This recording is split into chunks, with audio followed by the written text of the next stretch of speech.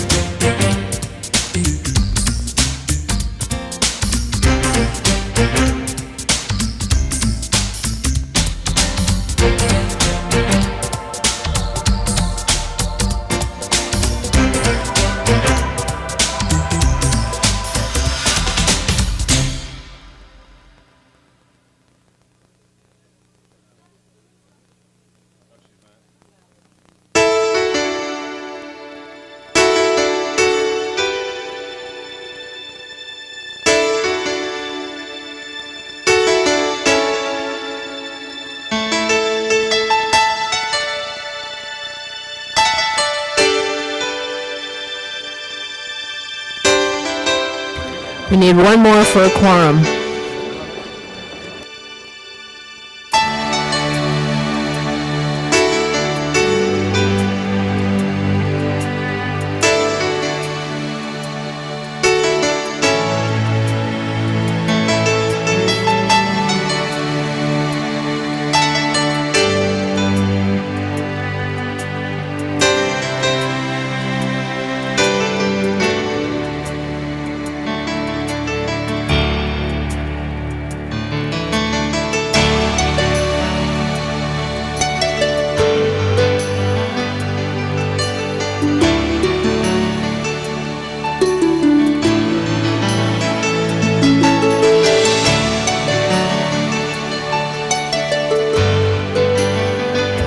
We have one still in the press room, otherwise we're ready to go.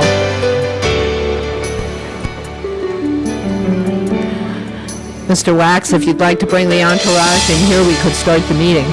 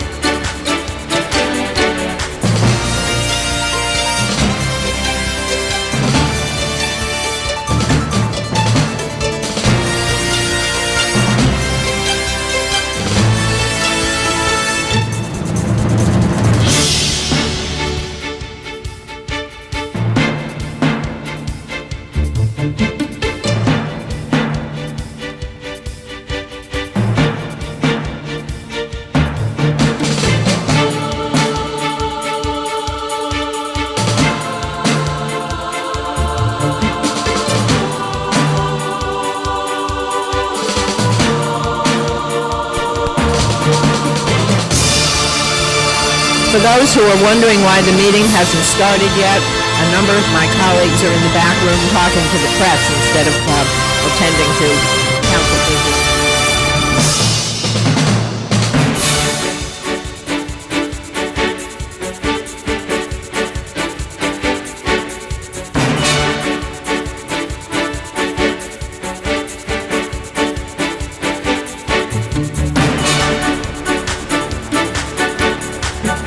fact, so many of them are busy talking to the press that we can't get a quorum in here.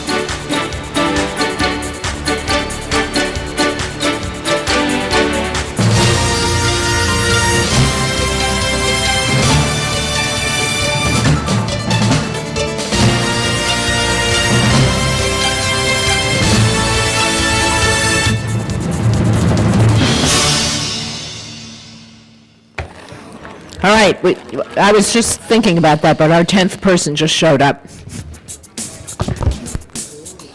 All right, good morning. This is a meeting of the Los Angeles City Council on Tuesday, February 22nd. We are being viewed on Channel 35. We're also available on council phone, and I believe we're ready to go. Would Mr. Clerk call the roll? Burtson, Chick, Fuhrer, Galanter, Goldberg, Hernandez, Holden, Miskowski, Pacheco, Padilla, Ridley, Thomas, Vornish, Wax, Walters, Ferraro. 10 members present, a quorum, Madam President. All right, let's begin with approval of the minutes. Yes, or did we just do that? Approval of the minutes. Without objection, so ordered. Commendatory resolutions for approval. Unanimous vote. Item number 23 on the regular agenda, a request that matter be continued till February 23rd. Any objection to continuing that until tomorrow? Seeing none, that's approved. Item number 30, a request that matter be continued to February 25th. Any problem with continuing item 30? Seeing none, that is also approved. Items number 11, 13, and 14 on the regular agenda are REAP resolutions. The department and council offices have requested that these matters be received and filed. All right, without objection, those will be received and filed. Item number 1 through 10 on the regular agenda are items for which public hearings have been held. 10 special. All right, 10 has been called special by Mr. Burnson. We also have some people from the public who want to comment on 10. Item 1 appears to be an ordinance. Is that? And the ordinance can be held on the desk. I think we're going to have to, since we don't have 12 votes. So that leaves items 2 through 9. 2 through 9. Any council members, any specials 2 through 9? Seeing none. And the hearings having already been held, open the roll on items 2 through 9. Close the roll, tabulate the vote. Those are approved. Forthwith on 2.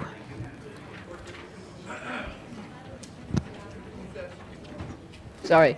2 through 7 forthwith. 2 through 7 forthwith. Why not? All right, 2 through 7 forthwith.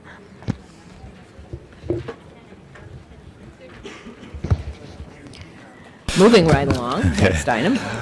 Items number 12 through 29 are items for which public hearings have not been held, with the exception of 13 and 14 and 23, which have already been acted on.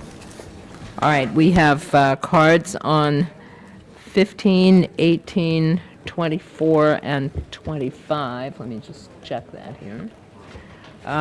So we'll call those special. And that leaves 12, 16, 17, 19 through 22. Any council members? Number 22, please. 20, what, you're calling that special? Yes. Okay, 22 is called special by Mr. Padilla. Any other specials, council members? Anybody have anything to say on any of those? Well, first, since we'll just ask if anyone in the chamber has any comments on those items. If not, the public hearings are closed, and we'll open the roll on items 12, 16, 17, 19, 20, and 21. Open And the roll, 26 through 29. and 26 through 29, thank you. Okay, open the roll, close the roll, tabulate the vote. Those are approved. Forthwith on 19 and 28. Anybody else? Madam Chair, I would that. just like the CLA's office to take note that we passed item 29. All right. We will call that to their attention. Moving right along, that brings us back to the specials. We do not have 12 people present yet, so we're still holding the ordinance. Item number 10 called special by Councilmember Burnson. All right. Mr. Burnson, there are a number of people who want to be heard. Do you want to speak first or have the hearing first? Why don't we have the hearing first? Meanwhile, we hopefully, well, we have 12 members now, but let's we have do the have hearing, 12 let's have the members. hearing first. Well, let's do item 1 first while we have 12 Yeah. members. All right, so let's have item 1 before us. Anybody wanting to say anything on item 1? Open the roll, close the roll, tabulate the vote. 12 eyes. That is approved. Forthwith on item 1. All right, now we'll do item 10. I have a large number of cards here. So I'm just... 10-minute public hearing. Oh, all right. Mr. Burnson moves the 10-minute public hearing, right? Thank you, Mr. Burnson. Okay, I'm just going to call these in the order that they appear in front of me. And I just want to call to your attention, members of the council and members of the public, that I've also introduced an amendment this morning, item 10A, which is on your desk, or should be. And if there are other amendments, someone will make sure to let me know. All right. Let's have a staff presentation first, and keep in mind that we have a large number of people who want to talk to us. Good morning, members of council. My name is Frances Banerjee, General Manager of the Department of Transportation. I'm joined here today by Carol Newman, the President of the Taxi Cab Commission. Carol Newman, President of the Taxi Cab Commission. Also, Commissioners Joe Chiswick and John Wentworth sitting here. And our staff, James Okazaki, Assistant General Manager, and Jim Lefton. The issue before you today, and what we will be presenting to you, is the request to issue an RFP for franchising the taxi cab service in Los Angeles. Most of the current franchises are adopted 20 to 25 years ago and are badly in need of updating. The staff approached the council and the mayor approximately 2.5 years ago and secured resources to undertake a thorough study.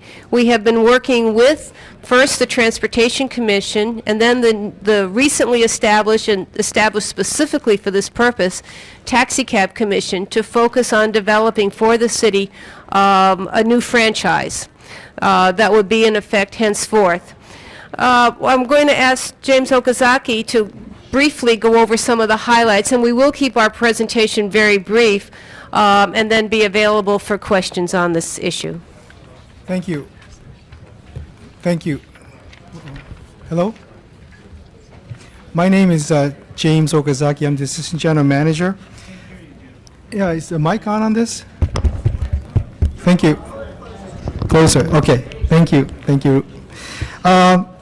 One of the important aspects of the study that we did extensively in participation with the taxi industry and the outside consultant was to determine that the franchise system that we have in Los Angeles is something that works well. This is in reference to some other way of doing taxi service, for example, in New York, a medallion type system. Now, what we're trying to get out of this new proposed refranchising plan involve improved accountability. Number one is that we're going to ask our contractors, our taxi providers, to have a digital computer dispatching system, and that will perform the necessary technical work necessary for us to assemble data necessary to evaluate performance. Number two is that we're going to have a monetary penalty for violations of our new taxi proposals, taxi plans. Second important issue is the efficiency and the coverage of the city, the better coverage of the city of Los Angeles. The dispatching system will be able to determine for us exactly where they are providing service throughout Los Angeles. An individual dispatch information will be made available to the Department of Transportation. Credit cards will be available to all the cab companies, and that the new requirement is that the 35% will be the largest fleet that a single operator could operate, and that a franchise size of minimum of 70 cabs will also be allowed. The primary service area that a single cab operator will be able to provide will be in 3 areas of the 5 currently designated in Los Angeles. We are not recommending any increase in the current fleet that are authorized, which is 2,303. Number C is that the refranchising is for a 5-year with a possible annual extension for 5 more years. Currently, as we indicated, the franchise has not been renewed for at least 25 years. It's just been extended every 5 years. So we have not had any new company in service in Los Angeles for a number of years. The future benefit, as we see it, in this new refranchise plan is, number one, the data that's going to be able to be mined from the computerized information system is going to be a wonderful way to determine service in Los Angeles. And number two is that this new franchise is going to allow a different type of service called a share ride service in the similar to the smart shuttle that we're operating. Those conclude my remarks. And I would like to just add one point. The taxi cab service is a really important service in Los Angeles, and its importance to the city has been growing over time. Not only do we use it for visitors and a lot of residents just to get around the city, but the city also uses taxi cabs extensively in the city ride service that it funds. So we've looked very carefully at this program from a whole range of different perspectives and have incorporated a number of features here that will really provide a service of value to the residents and visitors of Los Angeles.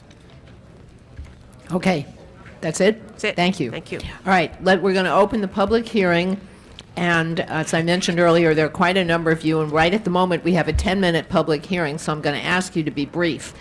Very few people have indicated in this, on the card, whether they are for or against the item that's on the agenda. And for those of you who want to see it, my amendment is also available. All right, so I'm just going to call them in the order I've got them. Ed Begley Jr. Oops, here comes another one. To be followed by Rick Price. Ed, over there. Hi, I'll be mercifully brief. You all know me, you know where I stand on clean air. Last year we had the cleanest air in the history of record keeping in 50 years of the air basin. How do we do that with all the tools at our disposal? Stationary source reduction, mobile source reduction, natural gas taxis are such a tool. I urge you to push for these 120 new medallions, permits, whatever you call them, and give the incentives that you should for this clean technology. Natural gas vehicles work. I've driven to New York and back, Detroit and back, Atlanta and back, all across the country many times, 87,000 miles in a clean natural gas vehicle. You know how I feel about electric. Natural gas vehicles work. Please support this measure, and we'll have natural gas taxis. Thank you so much. Thank you. Rick Price, followed by Cindy Sullivan, and then David Harradon. Good morning, City Council. Rick Price. I'm with Southern California Gas Company. This morning, we support very strongly Councilwoman Galanter's motion to amend the RFP franchise. We believe it's a step in the right direction. We very much support the notion of authorizing the unallocated seals of 120. We also very strongly support in the refranchise agreement that 5% of those 2,303 seals be allocated for ULEV or SULEV vehicles. There's been a much debate on the council floor as it relates to whether or not these vehicles work. I can assure you that they do. With time permitting, you're going to hear from a number of individuals who will speak to infrastructure, who will speak to the technology. You'll speak to the natural gas vehicles as they work. I thank you for your support in this. Thank you. Cindy Sullivan, followed by David Harradon, and then Edric Guys. Good morning. I'm Cindy Sullivan with the South Coast Air Quality Management District. Dr. Wallerstein, our executive officer, could not be here this morning. However, he asked me to convey his strong support for the amendment to include low-emission vehicles as a part of the fleet. These vehicles are here. They are commercial. They are a technology that is readily available. Thank you. Thank you. Mr. Harradon, followed by Edric Guys and Kevin Phillips. Good morning, Councilwoman Galanter and members of the City Council. My name is David Harridan. I'm here representing the company I work for today, Pickens Fuel Corp. Many of you may be familiar with our Chairman and Chief Executive Officer, Mr. Boone Pickens, who has spent over 40 years in the natural gas industry and sends his support for the Galanter motion this morning. As a company that designs, builds, owns, and operates natural gas fueling stations, I can speak unequivocally that the infrastructure is available today, and more importantly, the vehicles do work. I personally drive a natural gas vehicle. I put about 35,000 miles on my vehicle per year, and I can say that it works. I can only pledge our company's commitment to further expand the natural gas infrastructure within the City of Los Angeles. Certainly, with the addition of taxi cabs, we'll be there to support with additional fueling infrastructure. Finally, I'll just say that currently Pickens Fuel Corp is working cooperatively with the County of Los Angeles and the City of Los Angeles to add a very critical fueling station right here in downtown LA at 1055 Alameda, and we're looking forward to opening that station very soon to further support natural gas taxi cabs. I thank you for your time. Thank you. Mr. Guys, followed by Kevin Phillips and then Thessalonius Watkins. Good morning, council members. My name is Edric Guys with Ford Motor Company. I'm here today to provide our support to the councilwoman's proposed amendment and make a couple of comments on Ford's perspective on this matter. We believe that economic incentives are the reasonable approach to getting these clean vehicles into the Los Angeles fleet. It allows the industry to slowly and equally important voluntarily get experience with these vehicles as compared to a mandate which can be much more disruptive in a sensitive area like taxi cab service where the public really needs this service. The other point I would make is that we have the Department of Energy completed a year-long study of a very reputable taxi company on the East Coast, which initially was skeptical of this product in a taxi cab application because it is such a demanding fleet application. A year later, the company is supportive of the vehicles, they're buying more of them, and they benefited from economic incentives such as you are reviewing this morning. The other point I would make is there are taxi fleets in this country that have a substantial experience with the vehicles in Palm Springs, New York, Atlanta, and Canada. We're pleased to say we're starting to make inroads in the Los Angeles market as well. We had a 3-month demonstration in San Francisco where the drivers almost unanimously came out in support of the vehicles while they were, of course, initially skeptical. And the other side of that coin is some drivers are naturally not supportive of this. We find in our discussions with fleet customers that by and large it's a 50-50 split, at least with our longest standing customer in Atlanta. So you will hear some negative perspectives about it. However, we believe that there's substantial support. This is a great way to clean up the air because taxis are such high mileage fleets. A fleet here in the Los Angeles region has over 100 vehicles and they're reducing pollution by over 50 tons a year. I have a gentleman here with me who has a great deal of technical expertise with the vehicles, and we'd be glad to answer any questions should you have any. Thank you. Mr. Kevin Phillips, followed by Thessalonius Watkins and Rick Shorling. My name is Kevin Phillips. I'm a taxi cab driver for American Taxi in Orange County. I'm a field supervisor, and I think we have over current 40 cabs on the road daily. I drive about 6,000 miles a month, 13,000 miles since the week before Christmas in a clean air taxi, natural gas. I've had no fueling problems, no maintenance problems, and the customers are ecstatic about the clean air that these vehicles are working in the atmosphere. I haven't had a problem getting fuel anywhere so far. The fuel service has been superior, and I think it's something the City Council in Los Angeles needs to look at. Can do a lot to clean up the environment here. Thank you. Mr. Watkins, followed by Mr. Shorling and then Vernon Howell. My name is Thessalonius Watkins. I'm currently with American Taxi, and what I have to say about these taxis, the clean air, the response of the customers that get in the car, knowing that they're supporting a taxi that is helping from the smog and everything, and that also that I've traveled from Orange County to Fresno. I've had no problems and feeling, and that's all I have to say. Thank you, sir. Mr. Shorling, followed by Mr. Howell, and then Scott Rulin.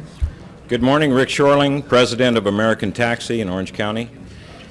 We are the first 100% dedicated natural gas taxi company in the nation, and we are have been operating these cabs for 8 months now with no problems. We're living proof that this project works. The thing that makes Los Angeles great is your leadership. Without it, we cannot enjoy any part of the Los Angeles area. Without it, we cannot breathe clean air. I urge you to pass the Galanter motion and give clean air taxis their place in the city of Los Angeles. Thank you. Thank you. I love hearing all this. Mr. Rulin, followed by Millian Ghebreyesus, I'm not sure I'm pronouncing that properly, and then David Shapiro. Vernon Howell. My name is Vernon Howell. I'm a taxi driver with Ace Taxi in Palm Springs. And my experience with the natural gas cars is they're very economical. We have low maintenance. We have less oil changes. The passengers are very enthusiastic about the natural gas. I have traveled from Palm Springs to Los Angeles on dozens of occasions with no fueling problems. I can testify to their safety. I was hit in the rear end at a stoplight with a truck doing about 50 miles an hour, and the taxi cab system shut down automatically. There was no fuel leak, and as far as I'm concerned, the city of Los Angeles could benefit dramatically from the use of natural gas taxis. Mr. Rulin. Pass, all right. The gentleman whose name I can't pronounce properly, for which I apologize. I hope it is very easy, my name, to pronounce it. Millian Ghebreyesus. Ghebreyesus. I was pretty close. That means service of Jesus. My name is Millian Ghebreyesus. We have in 21st century city council, I've been fighting for the last 3 years. And I distribute one page with the second page. If everybody have it, I want you to look at it. This is very important message for everybody. I am agree with pollution to lower, which is the smoke device is very difficult, and we sick every day. We have flu.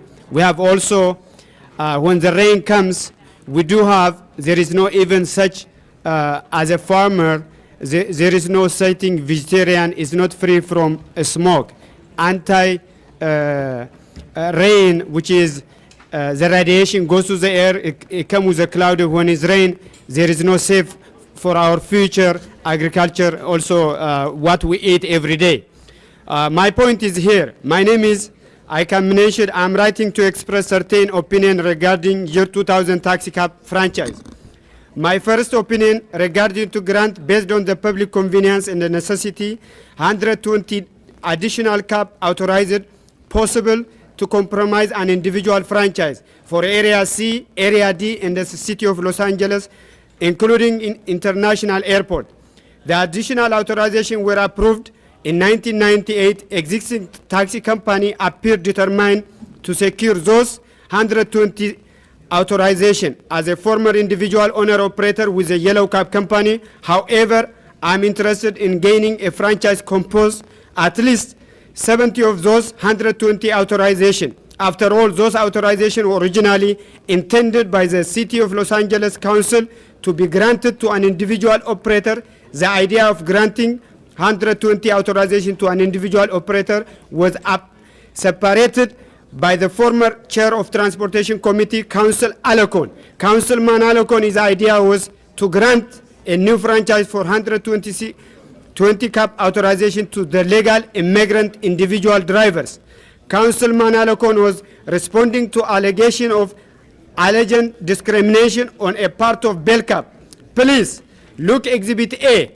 In 1998, the Los Angeles City Council as a whole approved 120 additional taxis to be a part of a single taxi franchise, but did not specify to whom franchise would be awarded.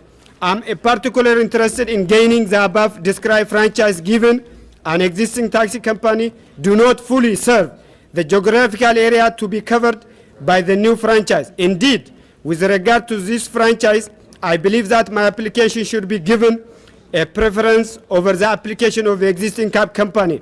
After all, Thank you, sir. I'm going to have to ask you to finish up because I have several more people who want to speak, and we've actually run out of time. Yeah, thank you for listening. I've been working for the city of Los Angeles more than 18 years as a driver, and I don't have any fraud. I don't have anything, so I want you to award me this franchise. Okay. And Thank you, sir. And I appreciate you. Thank you very much. Thank you. I believe we're up to Mr. Shapiro.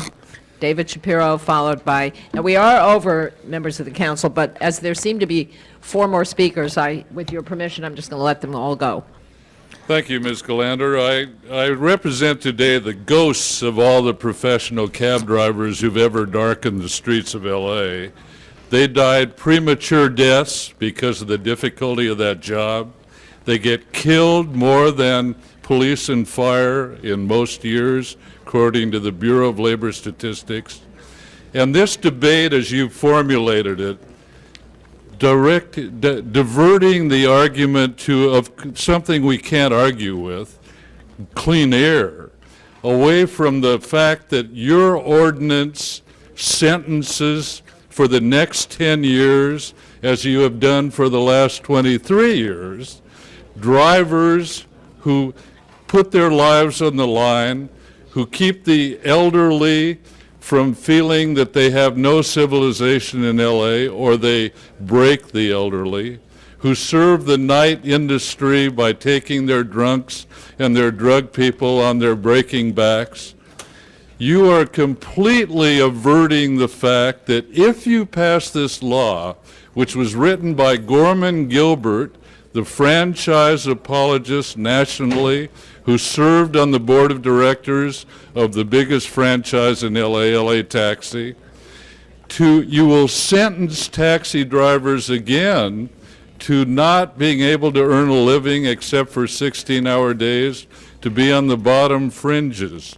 You will be continuing a franchise system which has been guilty of strong-arming, of bribing and otherwise co-opting, of draining drivers' money to themselves artificially when drivers can run their own co-ops and do it themselves, of having been revealed when the recent LA Yellow drivers were killed after having the millions you give them from franchise owning, not having insurance for those drivers.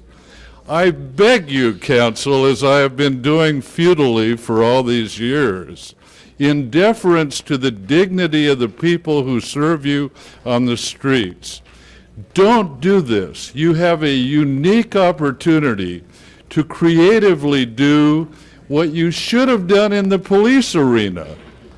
With the Teamster truckers who came by on Friday, even they do not get paid for their time. They do not have benefits. To solve the problems of the folks on the streets, as you could have solved the problems of those injured by the LA police, the council has to get creative, take your campaign money, and then tell the lobbyists, we're going to do it right this time. Don't sociopathologically get locked in to your next race. Don't ditch. Mr. Shapiro, we're talking about the taxi I know franchise that, right now, my dear. and I've got And a I few know more the people who'd like to council be knows heard. what I'm talking about. I can only ask you, don't get diverted All right. and excuse yourselves by clean air when you dirty the economic lives and the dignity Thank of you, the Mr. cab Shapiro. drivers of the Thank city you, by Mr. doing Shapiro. that. Mr. McGreevy, followed by Mr. Harvey and Mr. Palmieri, who is the last speaker. Mr. McGreevy. Hello. My name is Ray McGreevy, and I'm a owner-driver for United Checker Taxi. The new system that we're operating under is a co-op system. We're all individual owner-drivers, which makes us a little bit better than the previous plans. This has been a 2-year process that we've been going through. I've been generally at most of the meetings with the Board of Taxi Commissioners and the Transportation Department. I think they've come up with a good plan, one that takes care of the taxi cab customers, one that takes care of the taxi cab drivers. I urge you to pass the RFP as it stands. One other thing that hasn't been brought up is part of the RFP is the increase in the taxi cab rates. We as drivers haven't had a rate increase in 13 years. All other costs have gone up. Cost of gas, rent, insurance, everything has gone up, except our income has not gone up. So in urging you to pass this, this is one of my concerns. Also, our shares basically have no value right now until the RFP is passed, because there's no determination of whether we're going to have, what area we're going to have, or what we can do. So again, it's putting an economic press on us. So again, I urge you to pass this. The amendment number 1 is a very good amendment because it allows us, especially in my area, we serve Area E. If you're not familiar with Area E, it's the furthest area away from the city of Los Angeles. It's the Harbor District. When we take passengers up to LA, we're not allowed to pick up in the rest of the city of Los Angeles. We have to deadhead 25, maybe 30 miles back to the harbor area before we can get another call. So Amendment 1, which allows us to pick up flags in the rest of the city of Los Angeles, is a very good one. It'll also help the people who are coming from Los Angeles going down to the Harbor District to also get rides back. And Okay. once again, I urge you to pass this. Thank you. Thank you. I'm told that we actually had 2 additional cards that seem to have got filed under the wrong number, so now I still have 4 more speakers. First, Mr. Robert Harvey, then Mr. Anthony Palmieri, then Abibi Asefa, and Barbara Bone. Good morning, Council. I'm just here to urge you to pass this RFP. You know, we need a broader area to pick up to service our people. Right now, I'm confined to just the downtown area, and we have a problem with downtown. There's a lot of cabs that are situated downtown, not moving around because they cannot service a lot of areas. I'm just asking that if I drop off in the valley, to be able to pick up in the valley. You know, I really urge you to pass this. Thank you. Mr. Palmieri.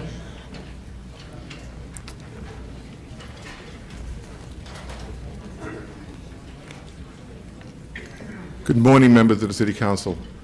My name is Anthony Palmieri, and I am one of the managers for Taxi Systems, Inc., which makes decisions for United Checker, LA Taxi, and Yellow Cab. There are many issues on your page today, and this is a very convoluted issue. We have people here for clean air. We have people here that want to add 2 additional amendments. You have members here from the old Transportation Committee. You have members here from the new Taxi Cab Committee. You have most of the operators of the 10 existing franchises here today.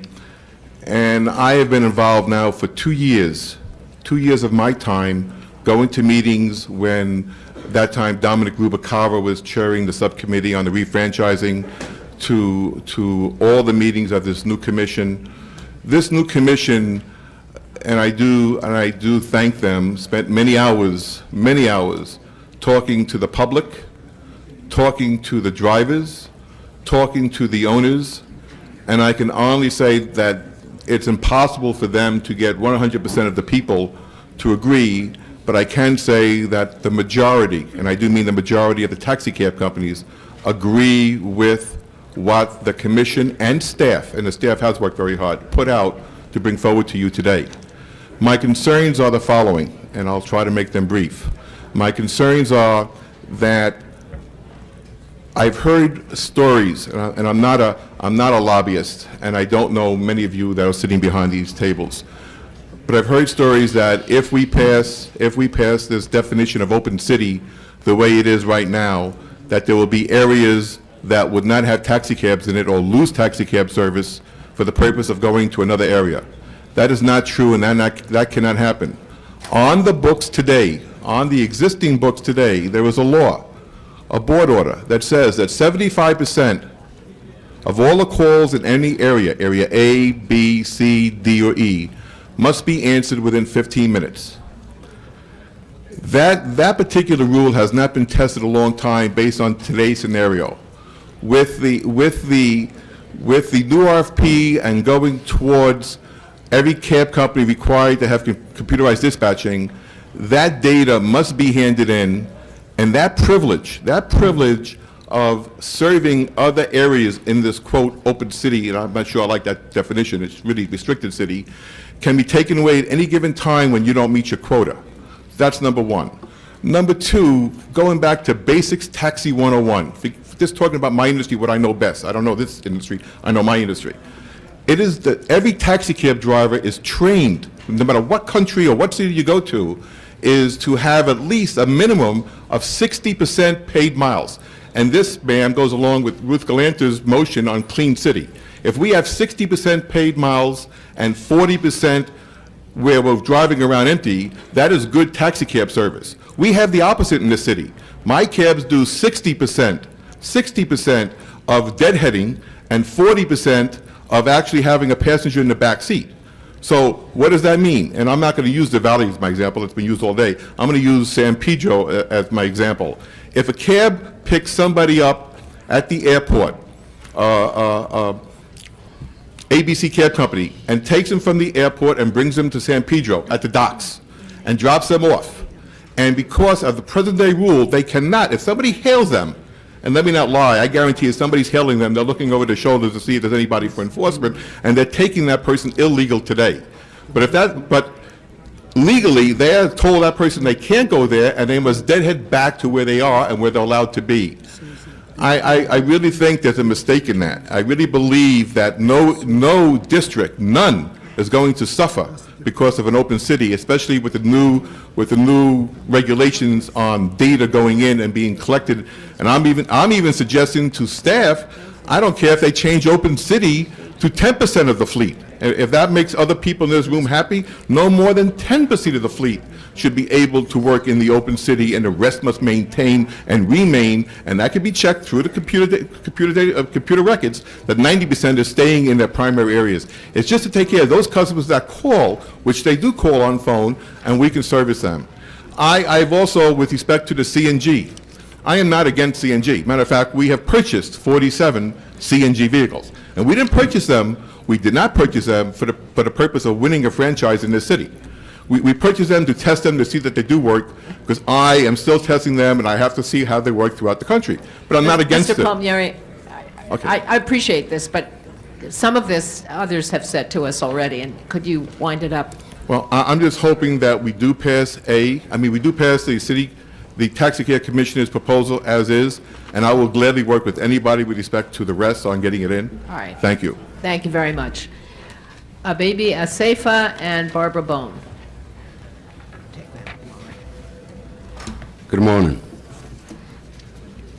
I represent LA Taxi, which has 285 shareholder drivers. LA Taxi has been a pioneer in the city for the last 10 years. We've had our computer dispatch system. And I've been in this business for 26 years now. For far too long, this city, we the drivers of this city and your constituents have been deprived the opportunity to be serviced by the taxi cab company that gives them the best service. In the last 20 years, you've been following the same procedures. The residents of Los Angeles have been denied this right to request a taxi cab company to come in and service them, or have the opportunity to be serviced by the best cab companies of this city. This proposal is the first ever proposal that gives the residents of Los Angeles the opportunity to ride in a taxi cab that will give them the best service. We urge you, and it has taken us 2 years to bring it to in front of you. We have worked hard for it. The drivers of the city have worked hard for it. We urge you to support the commissioner's proposal and have an open city for a taxi cab service. Thank you very much. Thank you. Barbara Bone. And this will be the last speaker. Good morning, ladies and gentlemen. I'm here to ask you to please pass the Commissioner's proposal. It can only help the people of Los Angeles. Thank you. Thank you. That closes the public hearing. We now have a large number of council members who wish to speak, and I'm going to recognize Mr. Savornich as chair of the committee first. Thank you, Madam President, members of the council. This RFP has been a long time in coming to this body in order that we could get the RFP on the street. And as a reminder to my colleagues, this is only the issuance of the RFP responses to come back, and then the Department of Transportation to take a look at all of the issues.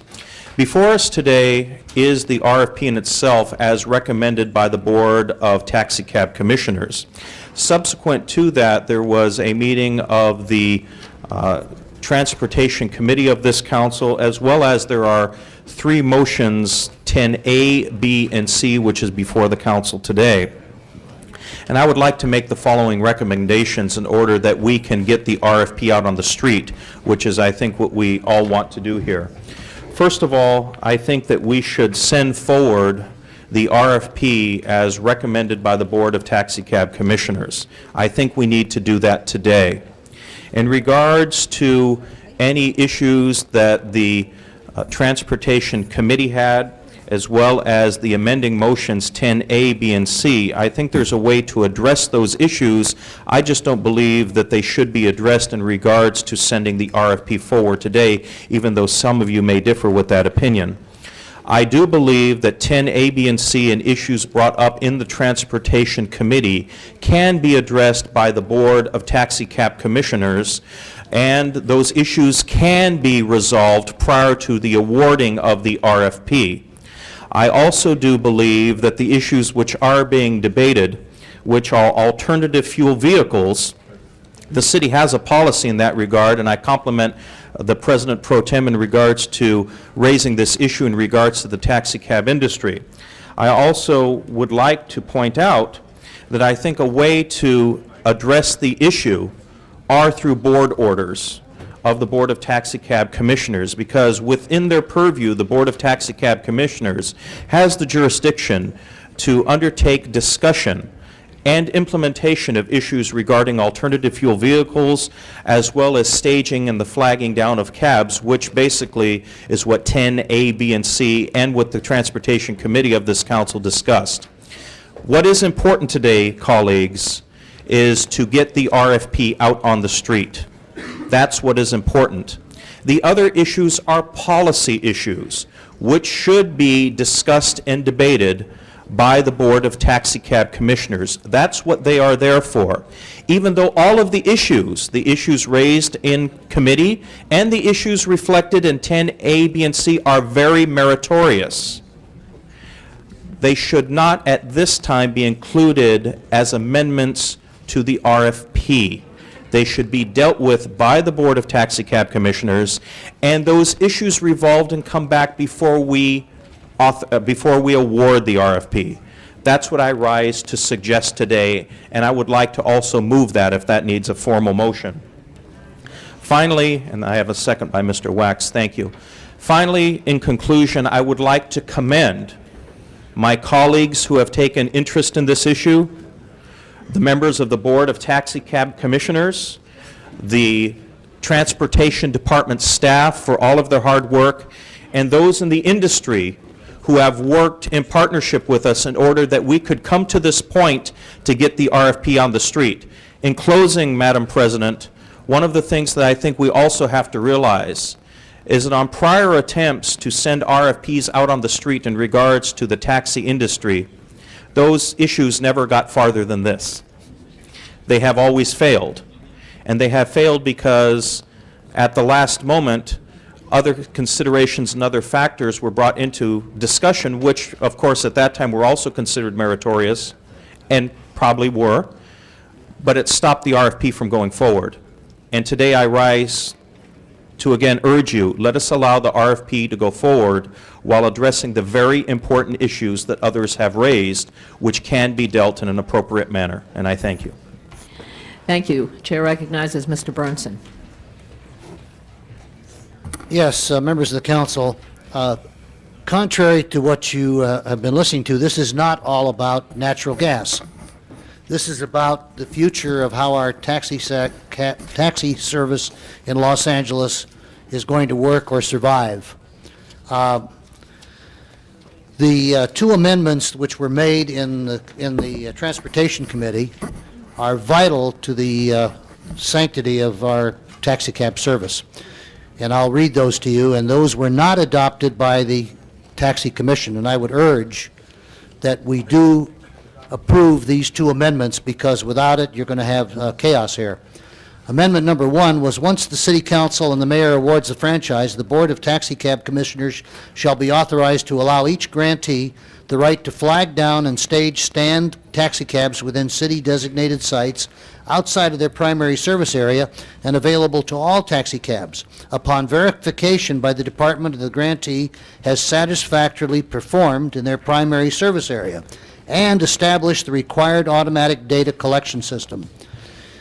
B, the amendment to the board motion number 6, such service authority shall not include the allowance for exclusive service arrangements outside of the grantee's primary service area, and the current prohibition disallowing any advertisement or solicitation outside a grantee's primary service area is hereby confirmed. Such prohibition cannot be removed without the approval of the City Council, because if you don't have that, they can advertise and they can be on call any place in the city, and that will defeat the entire concept of franchise areas. Now, the idea, and I think it's correct, that flagging down really is probably not a realistic answer to being able to head in on particular calls. We can establish areas where they may wait for a call and then go back to their primary service area, and those things are covered in these amendments. If we open up the city and have everybody go everywhere, you're going to see that you're going to have 1 or 2 taxi cab companies in the city, period. Now, if that's what you want, then adopt what the commission has done. You're going to have 1, maybe 2, possibly, and that's it, because the independents and other smaller taxi cab companies will be forced out of business. Now, that may be the direction. If the council wants to do that, understand what you're doing if you adopt the commission's report. Now, as far as the natural gas situation, I'm very supportive of cleaning the air. In fact, I represent you on the AQMD, and I would just say that even the AQMD's 1190 does not ban, exempts vehicles that most of the taxi cabs are. So, and that doesn't mean that we shouldn't try to do something as supported by Ms. Galanter's motion. I would just suggest that natural gas is not the only technology. In fact, it may not be the best technology. There are other emerging technologies such as the fuel cell, and I would suggest that what we need to do, rather than to rush in and impose, is to develop some kind of a plan that would put either a task force and a time frame for coming back with a purchase thing that would allow the independents and people who own their own taxi cabs, who are part of the system, to continue to exist.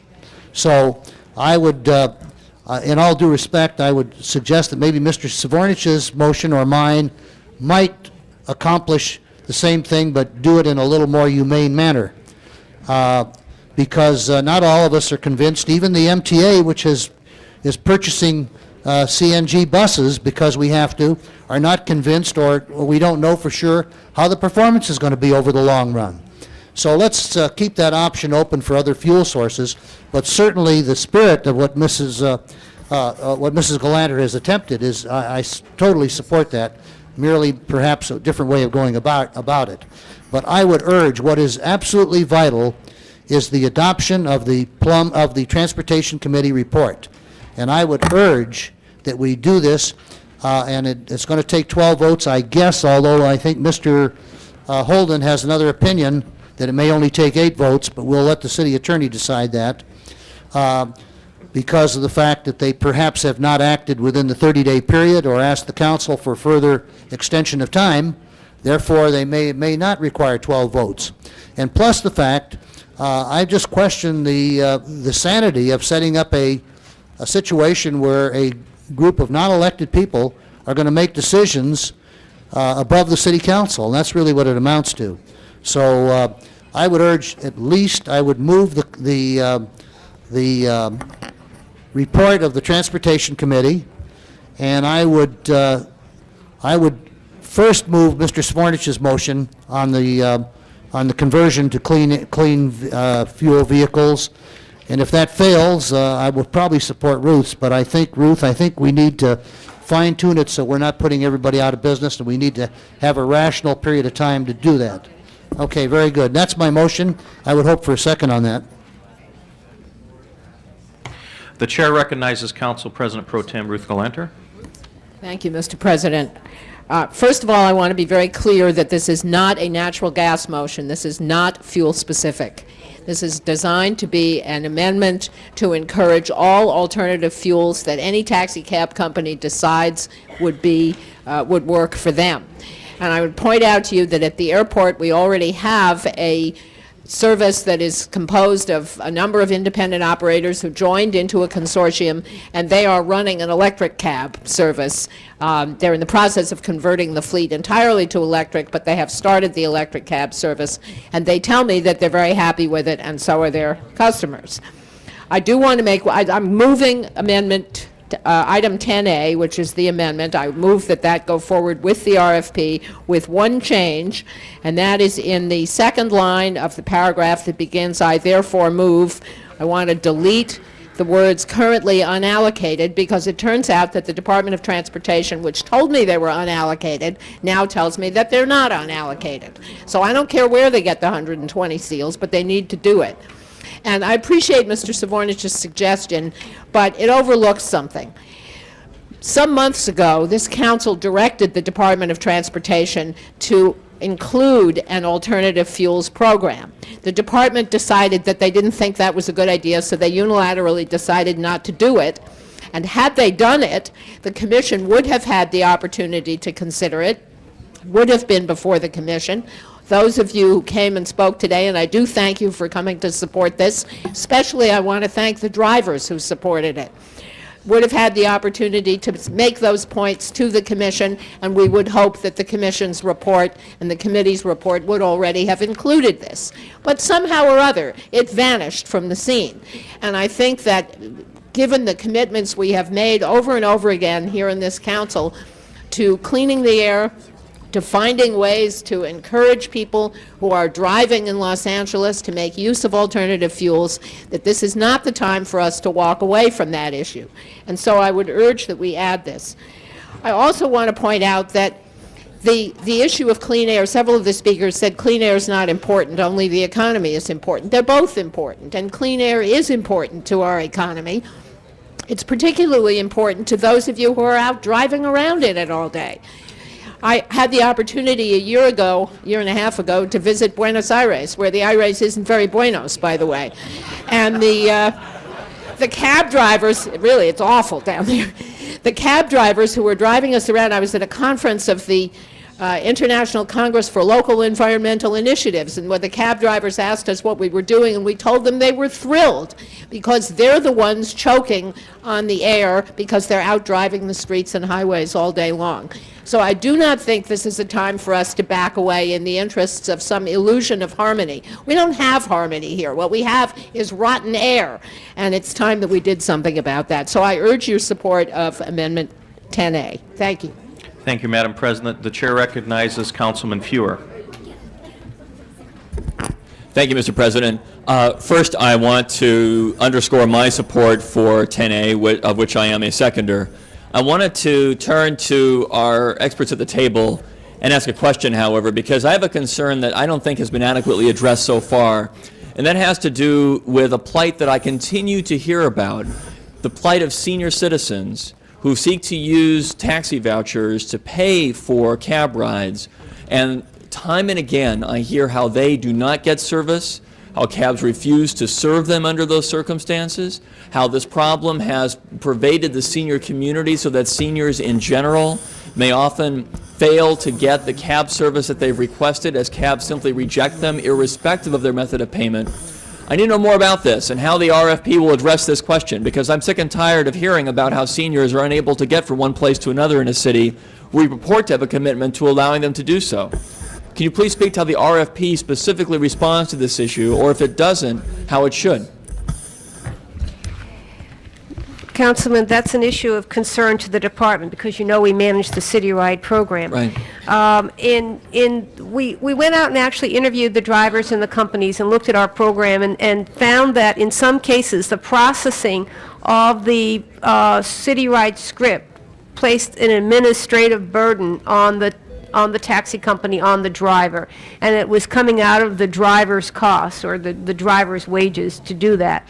What we've done is not addressed it in this RFP, but in the modification of the City Ride program, where we would pay an increment to cover the administrative cost of processing the script to the company, and that would make it, so to speak, value neutral. Whether you're picking up a regular rider or a City Ride passenger client, it wouldn't be any additional administrative costs to the company. So we do have that program underway, and that's the way to address it, and that's the way that we monitor with our whole script program, the City Ride. What sanctions accrue to a company who it is confirmed has failed to respond to a senior citizen's request for service? Yes, we have a disciplinary procedure where we could suspend the driver's license. Has that ever happened in the history of the city? Yes. For a senior citizen, for failure to serve Actually, senior this citizens? particular person was a senior. Yes, we suspended the driving license of a person in the, I cannot remember the cab company, but yes, we did do that about 6-7 months ago. It was reported to us through the senior center, and we took action immediately, reported of a problem involving a senior. How recently was the City Ride Program administration revised to enable taxi drivers to get a higher share of cost back? It has not taken effect yet. The report is coming to you very shortly. Well, I must tell you, until I know that we have a program in place that actually works to assure senior citizens get the services they need, I don't know how I or others of us can support a program that doesn't address it specifically. I understand the point of that they are not currently linked. They should be. Well, let me tell you that we have today, on a daily basis, 5,000 seniors and people with disability that take taxi. Yes, we do have problems with certain individuals that have problems, and we do have problems with some people not being able to take more trips. Those issues have been done through a study that we undertook over the last year, and that report, working closely with the Department of Aging, have come up with a strategy, including additional scripts for longer trips, additional script for people that need additional trips. No, it's the use of the script altogether that leads cab drivers to pass seniors by or fail to respond to their calls. That's what I continue to hear about. Council, we really have addressed it, and one is in the City Ride program for the payment, and the other one is in this one here for the penalties. And they are linked, and they are together. They work together effectively. Lastly, I'd like to ask you all to respond to Mr. Bernson's point that unless we adopt the committee recommendations, that many independent cab companies will fail to exist in the city. They'll go out of business. Can you speak directly to that concern and how the committee report responds to that in a way different from the commission recommendations? We do not, as staff, and I have to ask the commissioners to respond themselves, do not believe that that is a true case. We at the staff level, we're concerned with some issues related to staging, and we have recommended at the staff level that once day one, the Open City take effect only after we were able to evaluate the data, because everybody has to get the computerized dispatching system. We recommended at the staff level that we wait several months before it's open. However, the commissioners took in public input at the committee meeting, and they made a decision based on input that they got from the industry, and they also took in the input from our department staff, including myself, that, you know, and they came to the conclusion that it was okay to have day one the staging, and that the report will be brought back to the committee and the Board of Transportation Commissioners on the success of the individual companies providing that 75% of service within 15 minutes, which is a minimum requirement to meet the standards of the city. Okay, Mr. Hernandez is up next. Members of the council,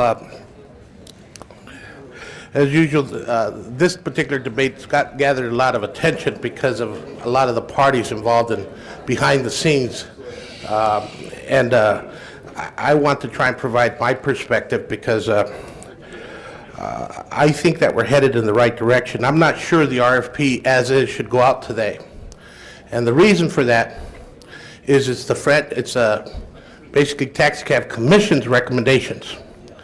Now, when Mr. Savornich basically stated that they set the policy, the reality is we set the policy. We are the council. We are the policy makers of the city of Los Angeles. And the commission has oversight. And that's what they were established to do. I need that to be understood by each and every one of us, because that's why it's before us today. Right.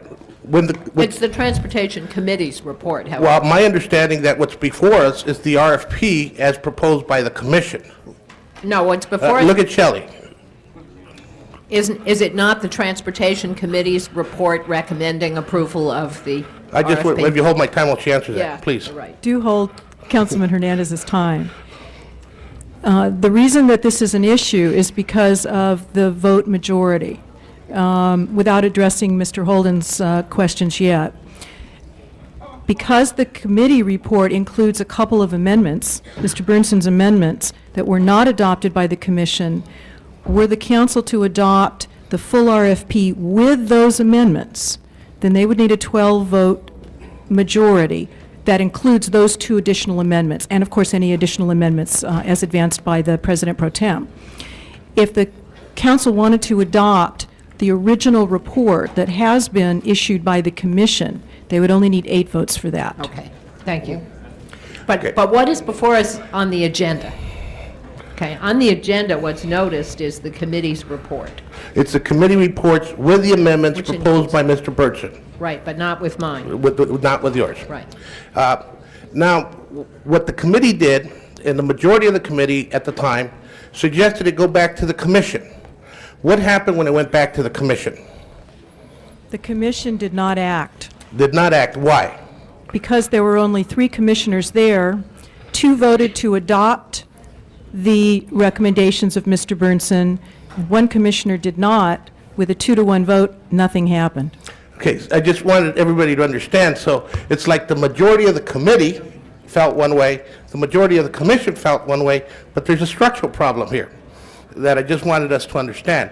Part of the solution of that structural problem would be to send it back to committee so that the commission could take an action one way or another, and then we could basically review the recommendations came by Ms. Galanter. Now, before we do that option, what I wanted to say is, one, I clearly support the actions of the majority of the Transportation Committee. And I think that if we have 12 votes to include those, they should be included. I also believe very strongly that the motion introduced by Ms. Galanter should be adopted. I do think there has to be some tweaking. One, I think that 2,300 seals is not sufficient for the city of Los Angeles. And I think that an incentive program has to be developed to allow for more of these kinds of clean air vehicles to be adopted.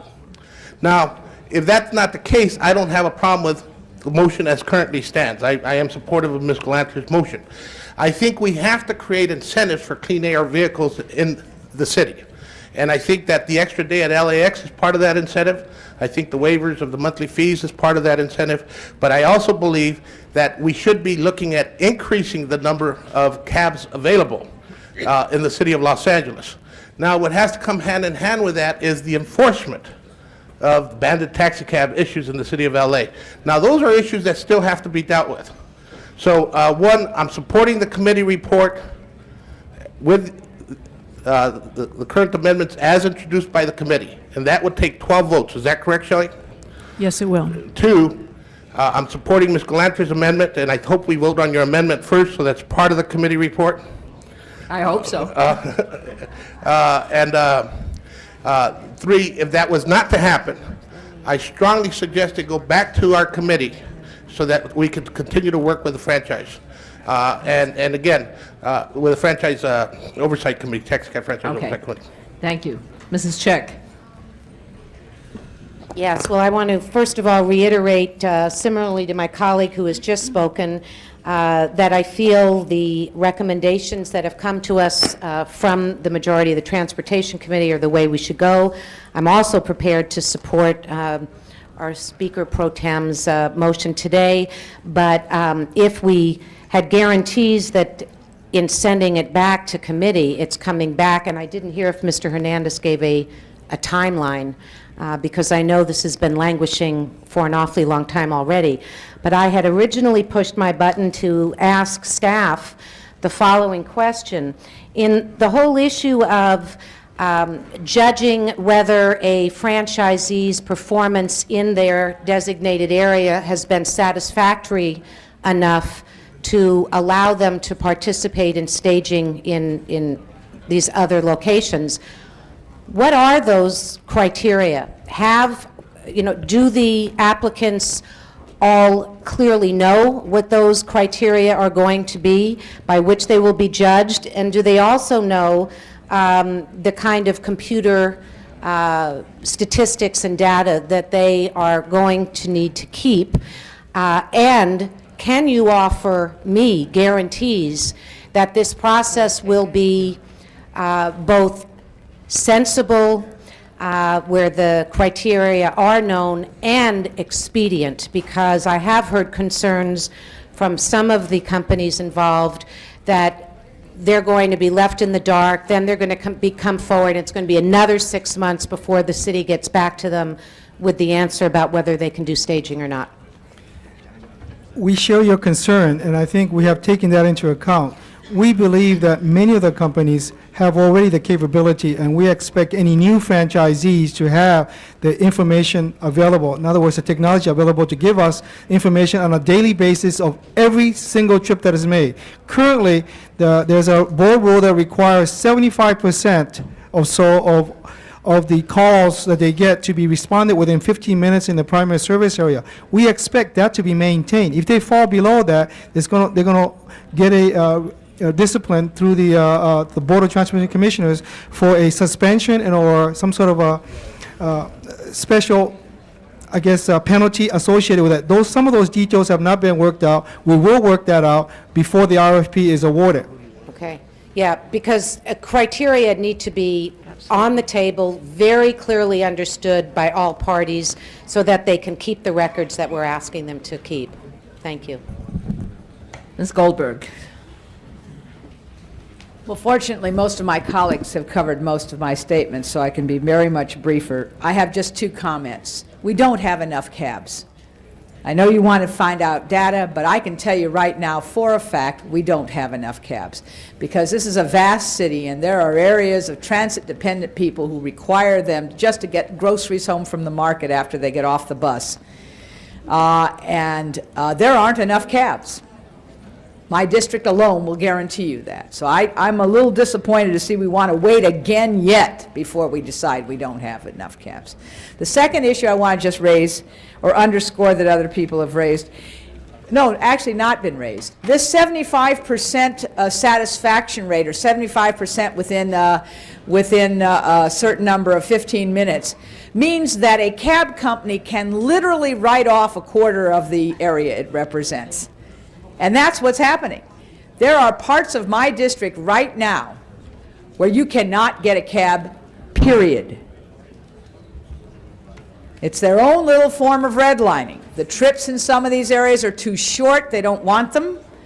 The people don't give big tips, or they're afraid, they say, to go into certain neighborhoods. Whatever the excuse is, we have areas of my district right now where you cannot get a cab by calling on the phone. They'll tell you it'll come, you'll wait, you'll call back 5 or 6 times. I have personally experienced this at a friend's home, so I know what I'm talking about. And if 25% of the time they can come in greater than 15 minutes, then there has to be an additional criteria, which means there has to be some criteria which says you may not write off any part of the area. And secondly, if a cab doesn't come within 2 hours, it's a big ding, not just a little one over 15 minutes, which is how it's currently recorded. We waited 2 hours, it never came. It never came. Councilmember. No, I didn't file a complaint. But the owner of the home has in previous times. And he had me there while we did this to show me that he was telling the truth. One of the features, council member, of this particular RFP in the franchise is the automated dispatching system and the automated record keeping.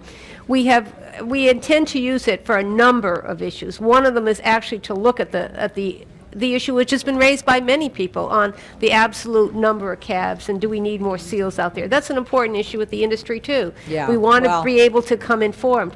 But it also lets us, which we have never been able to do, to go into sub-geographic areas and look at the Okay. response rate and bring that information back to the commission and report exactly on that issue. And really, the commission has the authority to increase penalties.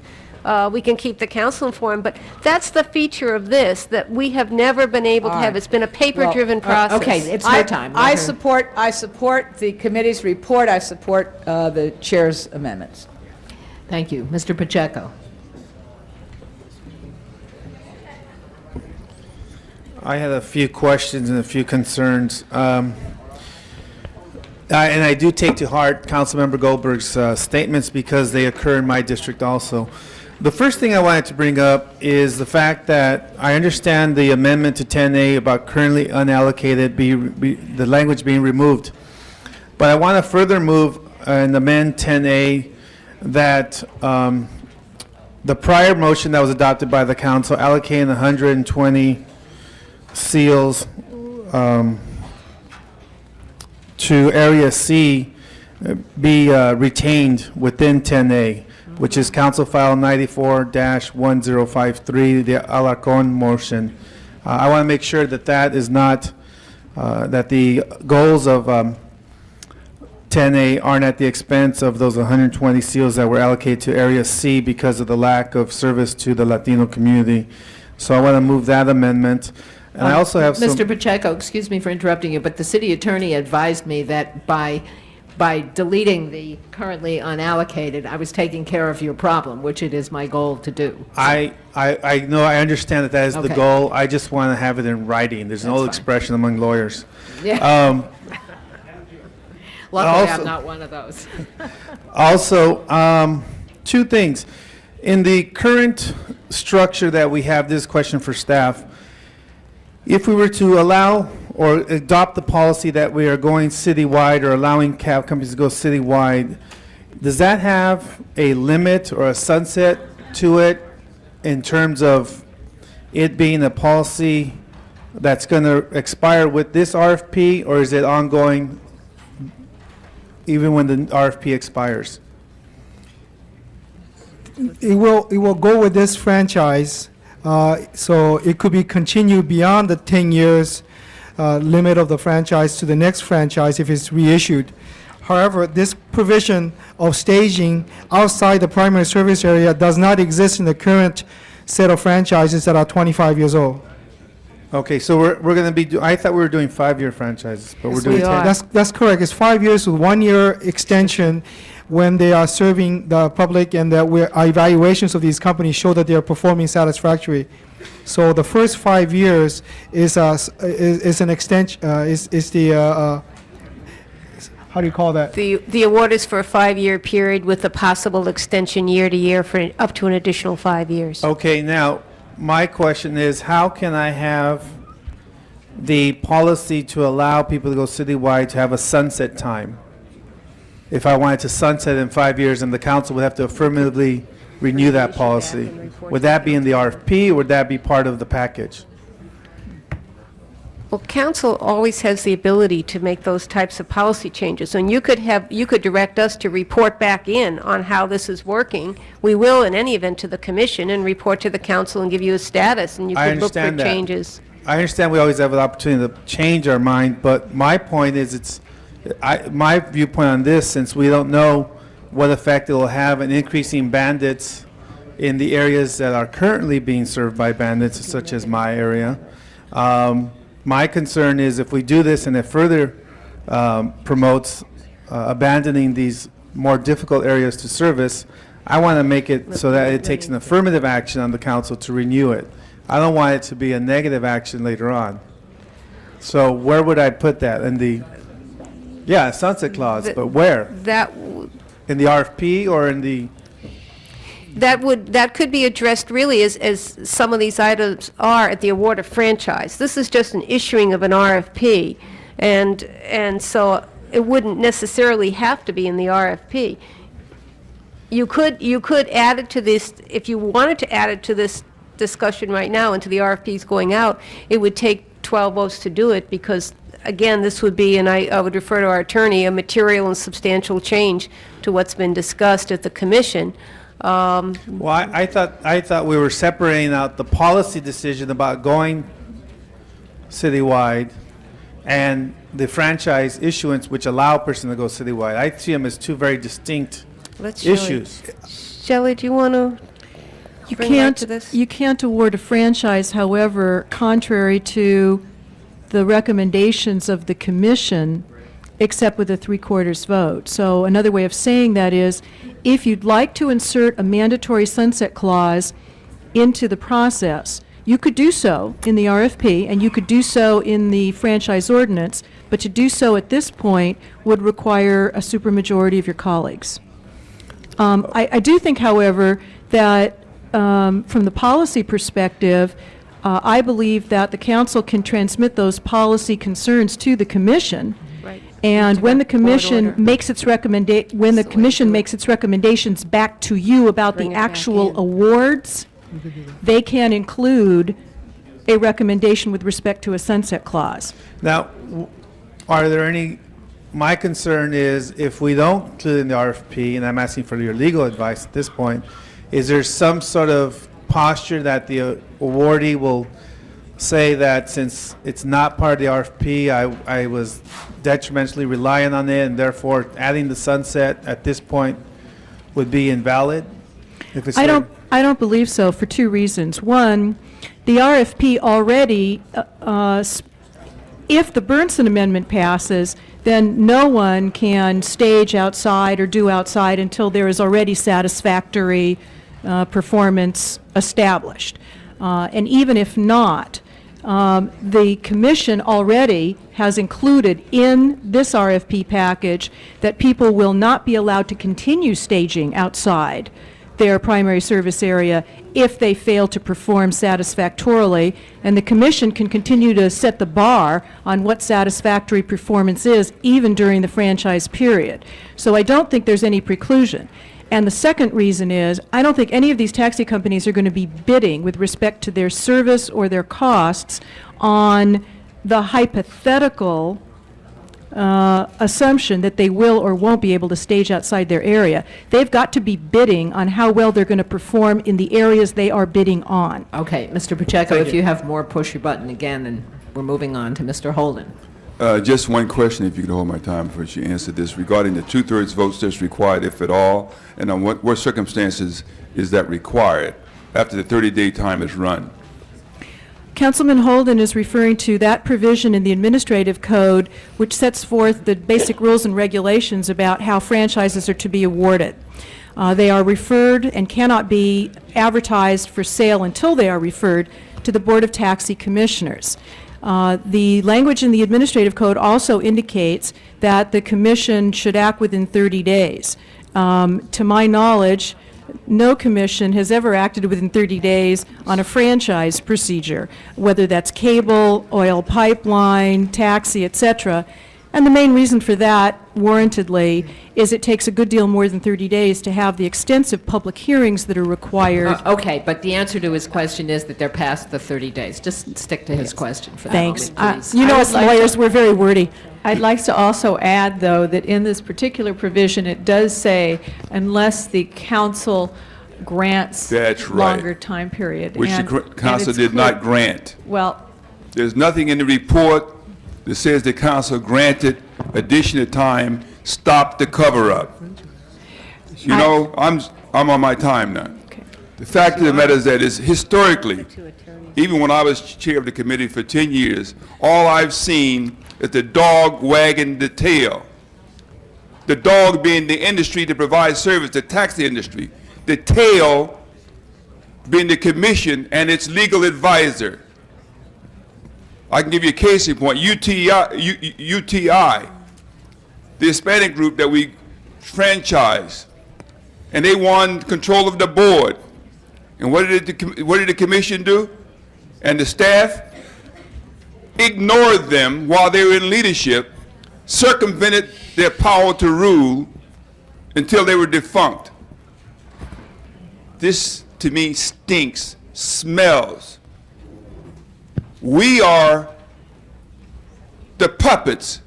Even in the report, you grant them 5 years if that were to be the case, which we're not today, I hope. And then the commission decides on its own each additional year whether they're doing a good job or not. They don't come back and ask the council to review its operation. And if you have complaints about the lack of service in your respective districts, we're elected, they are not, they can still grant the additional year without concurrence of the council. What is going on around here? How can our legal advisors let us sit and let that vote take place?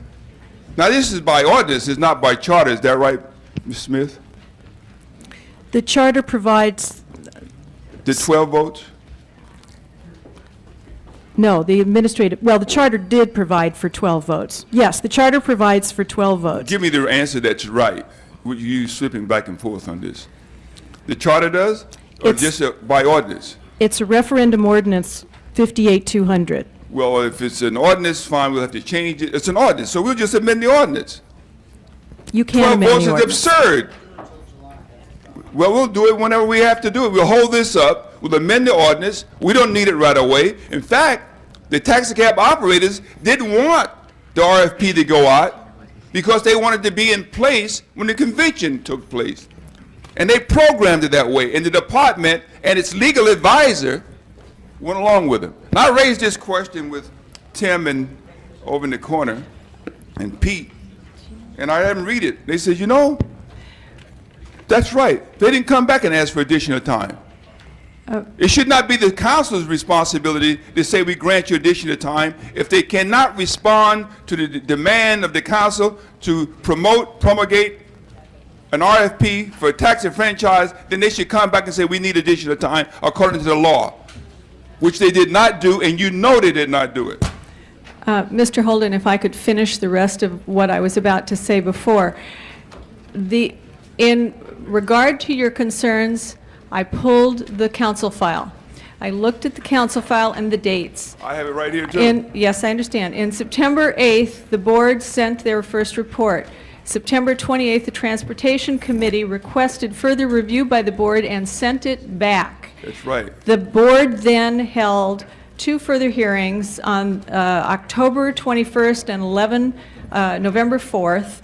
And on November 8th, they sent the report back to the council committee. The council committee did not hold its meeting until January 18th. The committee report was signed today. It's clear that the council has granted them a longer period of time to act because they sent it back to them and said, we want further action. And it is In still, September they said that. it is this office's advice that it requires 12 votes. Your advice is wrong. City Attorney's Office is wrong on this one. Dead wrong. You can read the dates, dead wrong once again. Mr. Holden, this time, even withholding all your time, you're now over your time. Mrs. Walters is next. Thank you, Madam President. I have some questions about motion 10A, and perhaps staff can address these. The first moving clause of 10A talks about a 5-year pilot program for operators who operate the ULEV, SULEV vehicles.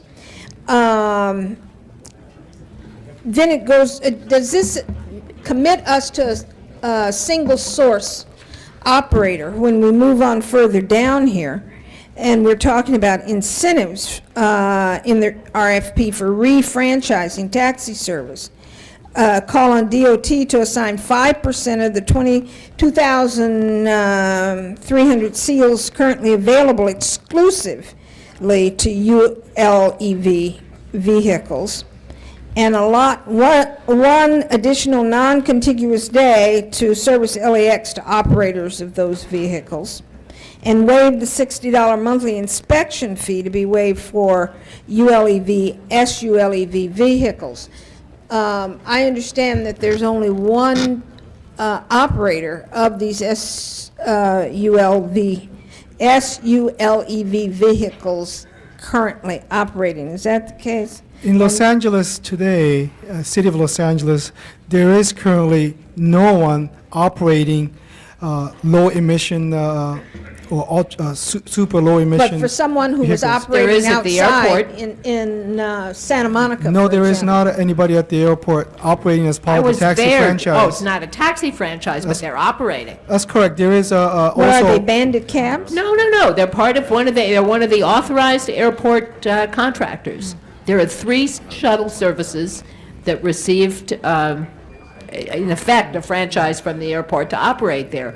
2 of them are major companies. One of them is a consortium of small independent operators that runs a partly electric fleet.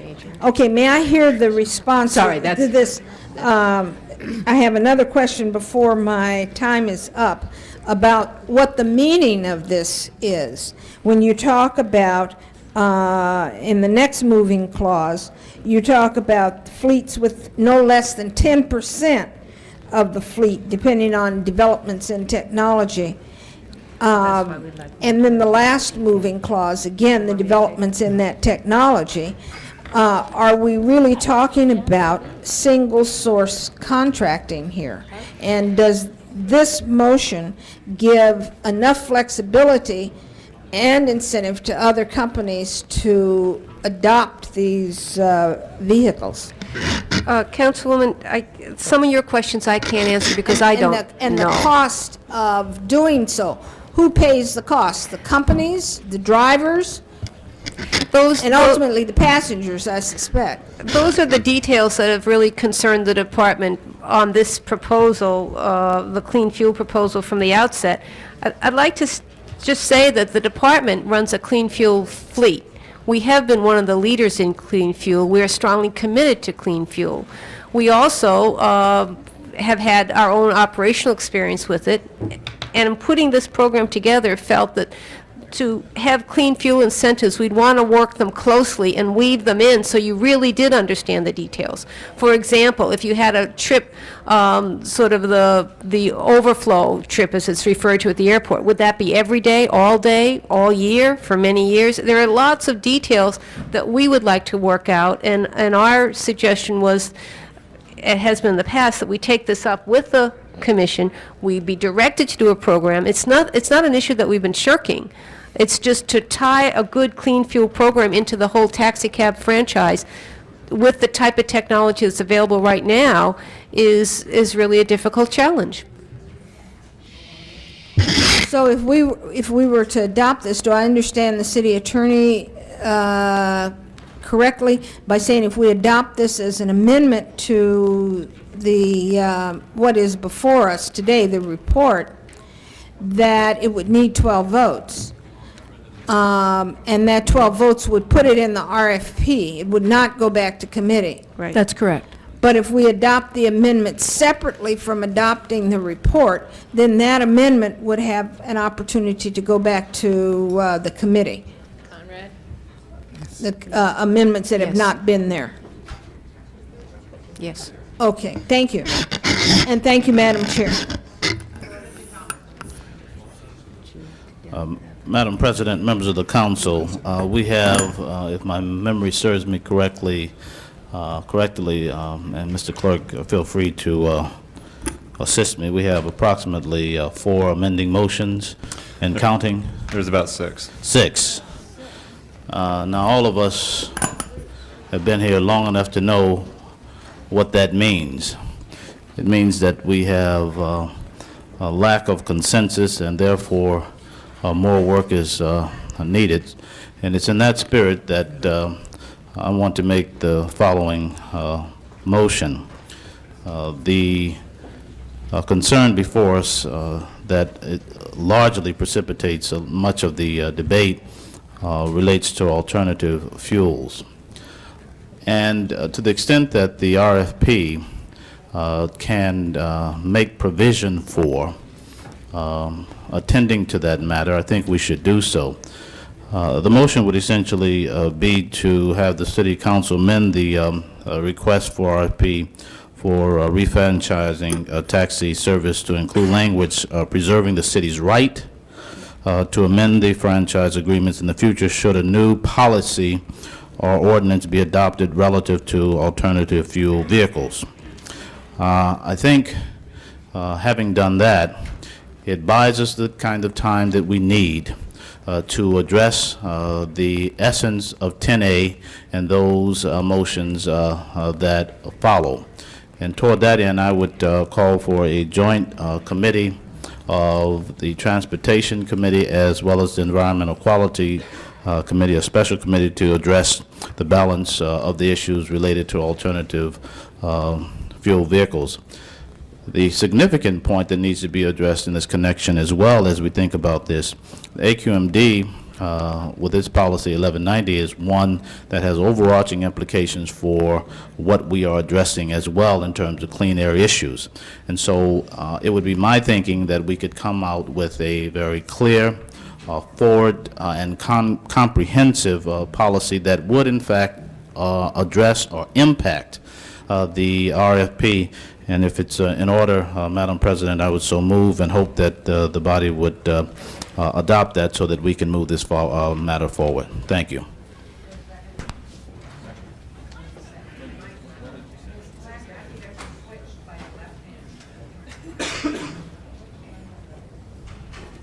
I got it. All right. Councilmember Galanter. I just wanted to respond to Mrs. Walters' question about whether any such cabs exist. American Taxi has 105 vehicles. LA Taxi has 47. Palm Springs Taxi has 5 and is buying 30 more. Regions Cab and Yellow Cab in San Francisco has 30. So somebody must feel that they can actually operate these things. The concern that I have, and the reason, I mean, it's pretty clear the department doesn't want to do this. They would have done it a long time ago if they wanted to do this. They do it in their fleet, but what they've told me is that they're in the interests, they believe that their job as managers of the taxi system is to take care of the smaller companies. I believe in smaller companies as well as larger companies, but I have certainly seen with respect to the airport shuttle situation that smaller operators are very smart people. If they're going to stay in business, they are smart people, and they figure out how to combine and how to work things out so that they can, in fact, do the right thing and also make money at it. What concerns me is that if we leave this until the department gets around to putting it in the taxi system, we can all go home and retire. So it's our opportunity as policymakers of the city, as people who have committed this city to a program of clean air, which Ms. Banerjee says her department is also committed to. We have the opportunity to move forward with this at this time. We not only have the opportunity, but if we don't, this can go back into the barrel and swill around in the barrel for the next 25 years until somebody decides it's time for a new franchise thing, and then maybe the department at that time will want to move it forward at the beginning. But it is not an unproven technology. It is not a favor to any one particular company. It is not a fuel-specific motion. I think the whole goal here is to try to encourage some innovation. And it's clearly the people who are doing the driving and putting the cabs on the streets who are going to have to do that innovation.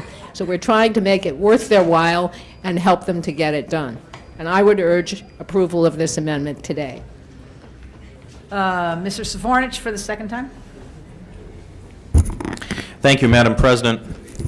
Don't you love when a plan comes together?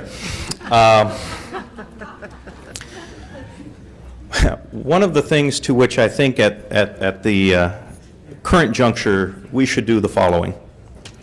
There is now 7 amendments in regards to this issue, as well as issues with the position that the Board of Transportation Commissioners have taken, some issues in regards to the Transportation Committee report. It is probably most prudent and most rational at this time to refer this entire matter back to the Transportation Committee in order that we can take a look at all of the amendments that have been brought forth, all of the issues that heretofore have been discussed, in order that we can avoid the legislative goulash that we have now undertaken, even though some of the issues that have been brought forth are quite meritorious. Ms. Galanter, I'd like to commend you and your staff for raising the issues in regards to alternative fuel vehicles being an integral part of this process. To my other colleagues who have raised substantive issues in regards to the quality of taxi service to those constituencies in the city of Los Angeles that are most dependent upon taxi service, namely the seniors, I would like to thank you for bringing that to the forefront also. But I do not believe today, because of all of the motions that are before us and possibly all of the conflicting issues that are now before us, that we have 12 votes to do anything in regards to the 12 vote issues, nor do we have 8 votes to put the RFP out on the street. And as Mr. Ridley Thomas says, is that usually when there are these many amending motions, that means an issue needs additional work through the committee process. And so, Madam President, I would like to move that this entire issue go back to the Transportation Committee, and then the issue be brought back in a timely manner in order that we can try to achieve some consensus and bring all of the issues, including that of alternative vehicles, and to whom we are trying to serve better in this RFP process to the council for consensus. So I would like to move that. Okay, we have a motion and a second, and 5 more people who want to speak. Mr. Hernandez. Let's move it.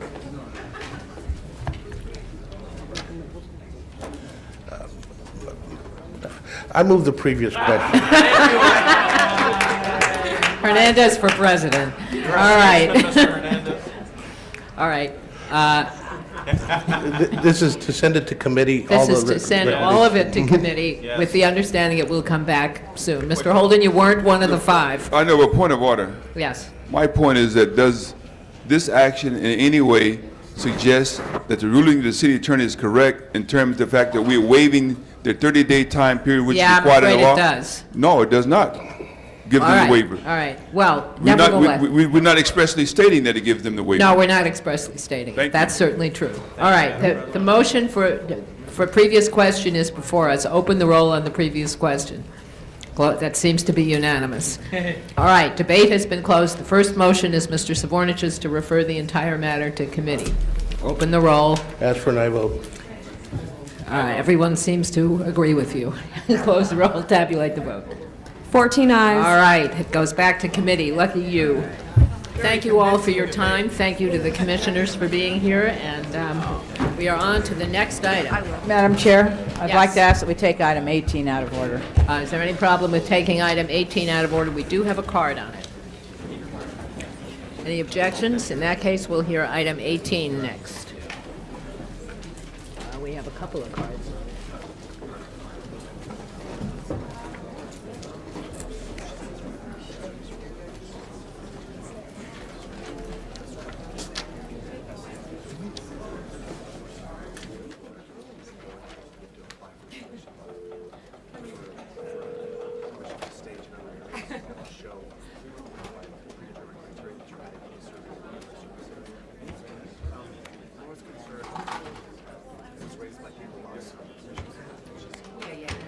Yes, sir. Madam President, it's now noon. And it was one item, was it not? No, we have, there are several items left. We have item 15, we had a card. We have, Mrs. Walters wanted to reconsider item 17 for the purpose of making a comment and changing her vote. 18, C and D, right? Item 18, item 22 was called special, and items 24 and 25 have cards. Yeah, but the one item. There's one big item, yes, and that we know of. And that which we just And addressed. 5 people have already signed up to speak for it. As you stood up. So, Well, I just know that it's noon.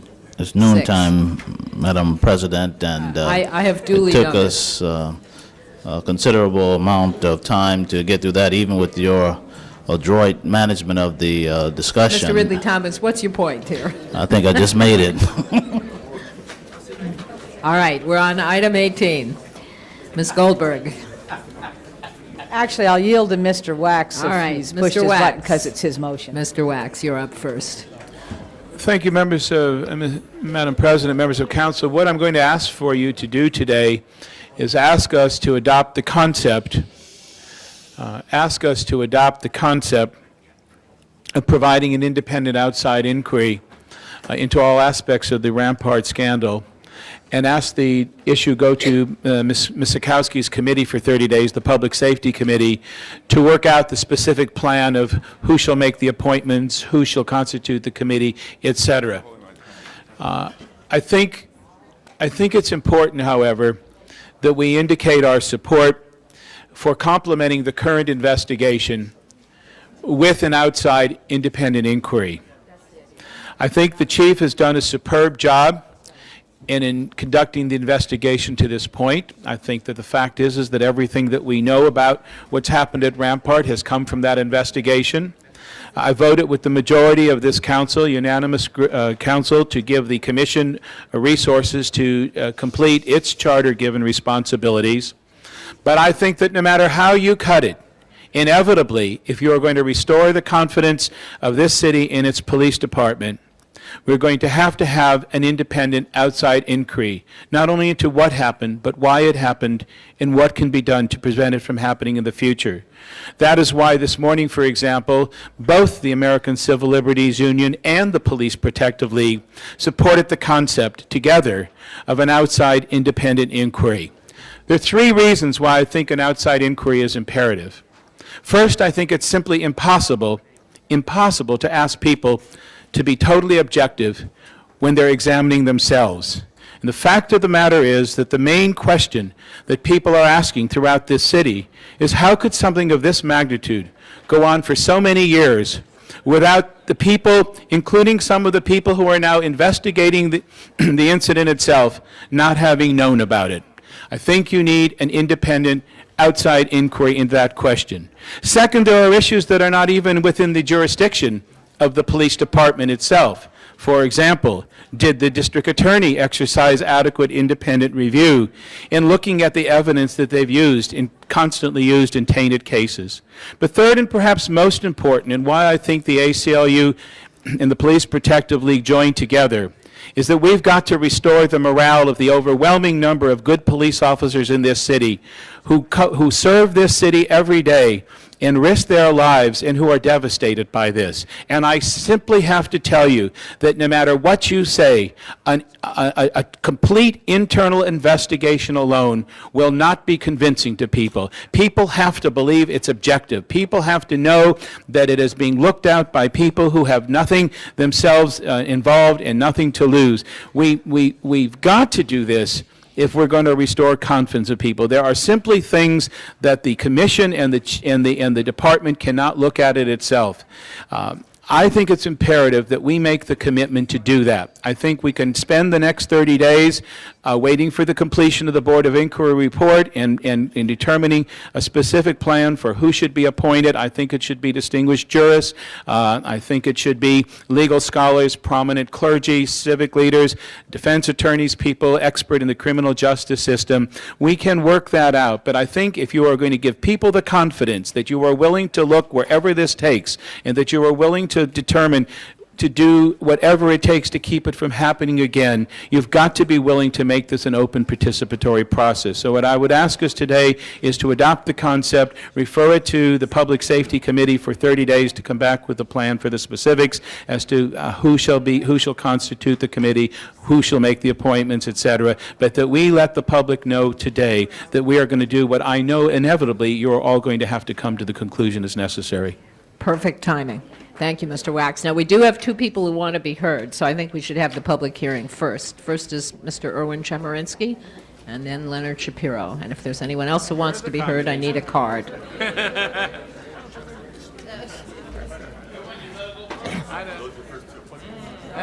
Mr. Chemerinsky, are you here? Well, I don't see him. All right, I Mr. think Shapiro. he has a class he had to teach, and I think he went back to He SC. may have. All right, Mr. Shapiro, you're up. I can't fill in for Chemerinsky. I can just speak for myself. I'd like to back the motion that Councilman Wax is making all the way. And I think the motion that he made is self-explanatory. There are no questions that this action is called for, and there's no reason why people don't understand that if the LA Police Protective League itself says the department must be investigated by an outside group, and that the police department cannot investigate itself. There is no question. The only question that's raised here is why did it take the City Council this long to come to this conclusion? The Christopher Commission proved that the acceptance of brutal beatings was prevalent throughout the department. And even after it came up with the tapes and with the records that it showed where there were 4 brutal policemen who had been hired, and no action had been taken against them except they had been allowed to retire. And the Christopher Commission also announced that the code of silence in the police department must be addressed and must be addressed sharply. Improper screening of recruits allowed a lot of this other thing to happen. But the point is the Christopher Commission proved that we had a brutal police force, and it wasn't just a few rotten apples. It was the entire police force that was accepting this type of action. And now we have a different type of action coming up, which is much worse than just a simple beating of people, which was going on all the time. Right now you're talking about the real credibility of the police department, the district attorney and the city attorney, and actually the justice system. What kind of justice system do you have that tolerates this type of condition, where you can shoot people, plant guns on them, where you can plant evidence, where you can do all these horrendous things that we as a civilized society are set up to make sure it doesn't happen? I say I'm with Mr. Wax 100%. Thank you, Mr. Shapiro. That closes the public hearing, and we go now to Ms. Goldberg. I want to be real clear. I don't think that these things are in contradistinction to each other. But I will tell you, being a person actively involved in a campaign and knocking on doors, we have a credibility gap. And all that I'm trying to do in supporting Mr. Wax's motion is to provide an answer to the question, can we really believe a report that came entirely from the police? Even if it's a civilian group, they identify the police commission as being a part of the department. They do not see it as separate from the department. Can we believe that they have looked wherever it will go, including if it went higher up, including to people who are in part of the inquiry? How do we know that it isn't in further places other than in Rampart? And finally, how do we know that what you're going to do is going to make it not happen again? And as I've been walking precincts for weeks now, I can tell you that it doesn't matter what part of this large area that I'm walking in, that people don't say the same thing. They want an outside look, a look by people who are not connected to the department. I asked them, does that mean that you think the department is lying? They said no, but they really have some doubts as to whether or not any organization, not just the police, it really isn't specific to the police, any organization can really investigate itself and be credible to people who are not a part of that organization. And you know, the most important thing, and we've all talked about it when we talk about community policing, the most important thing that there has to be is a sense of trust. And our job, because we can't do too much about all of this, but I think what we can do is provide the public with a way of being confident that when this is done, that all of the folks who should be held accountable were held accountable, that structural changes were made that will make this much harder, if not impossible, to happen again, and that an external eye, an eye outside the department says, yeah, that's what we think is correct, and we verify these things. So I really don't see them. That's why I had no trouble voting for all the resources for the commission and the Inspector General and for supporting this too. I do not see them as distinct. I see the effect of this as being restorative of public confidence. And if we don't do that, then I think we're in for a very hard and rocky time, because widespread in this city is a concern as to whether or not any agency can investigate itself. Ms. Misikowski. Thank you, Madam President. I am going to ask that we send this motion to committee without any requirement that it come back immediately. Members of the council, in 1992, we created a covenant with the voters of this city. In 1992, we had Proposition F on the ballot. That was the result of the Christopher Commission reforms. It's interesting to look at the ballot argument in 1992 to see who was opposing it and what it was talking about. It was talking about creating an independent civilian commission. That is our police commission. It was talking about giving that commission authority that it didn't then have. Those who opposed it were the chief of police, Daryl Gates, and many others. And their ballot argument says we don't need a civilian group running our police department. Actually, the Police Protective League opposed this for the same reason. The president and the vice president are those signing the ballot argument. We created that covenant with the voters where it was strongly opposed, where we had a hard campaign of those saying we ought not to go that way. We ought not to create an inspector general position. The voters of this city said, yes, we should. We have now created it. Just last year, over more than 2 years, with 2 independent panels looking at charter reform, they looked at, should we change Proposition F? Should we change that was just enacted by the voters in 1992? And for the most part, they said no, except for one exception. They said we should strengthen the Inspector General. That was in the unified charter recommended by both commissions. That was the issue to, again, strengthen the commission. We now have a strengthened commission. Just this morning, the commission was beginning to do what we asked them to do last week when we spoke with one voice in this council in terms of creating that independent authority. Listen to this. We envision that there shall be a working group established under our auspices, and each working group would include commission staff and 1 or more people from outside the department, such as attorneys, academicians, retired judges, or active retired law enforcement officials with substantial experience in police management, police investigation, police operations, and criminal justice matters. Our very commission is doing exactly what we, in part, are asking by this motion. I believe that we must maintain that covenant with the voters. We also heard today that Mr. Chemerinsky has already accepted that he is going to do an independent investigation of the Board of Inquiry. So we already have the Board of Inquiry report, which we shouldn't prejudge. We have the commission setting in place outside review under its auspices, under the management of what we in the city and the voters said ought to occur, and we have yet a third one already. I think at this point, were we to go and try to create a 4th independent panel, we are going to create confusion out there and competition. It may be that the Board of Inquiry and the Commission investigation asking for outside pro bono volunteer services to be part of their investigation will not be enough. But I don't think we ought to prejudge it or create other conflicting panels in place at this time until we see some results of this effort, which we are all expecting and demanding as citizens in this city, thorough and independent review. I think we created the process to get there, and I think we should give that process a chance to work.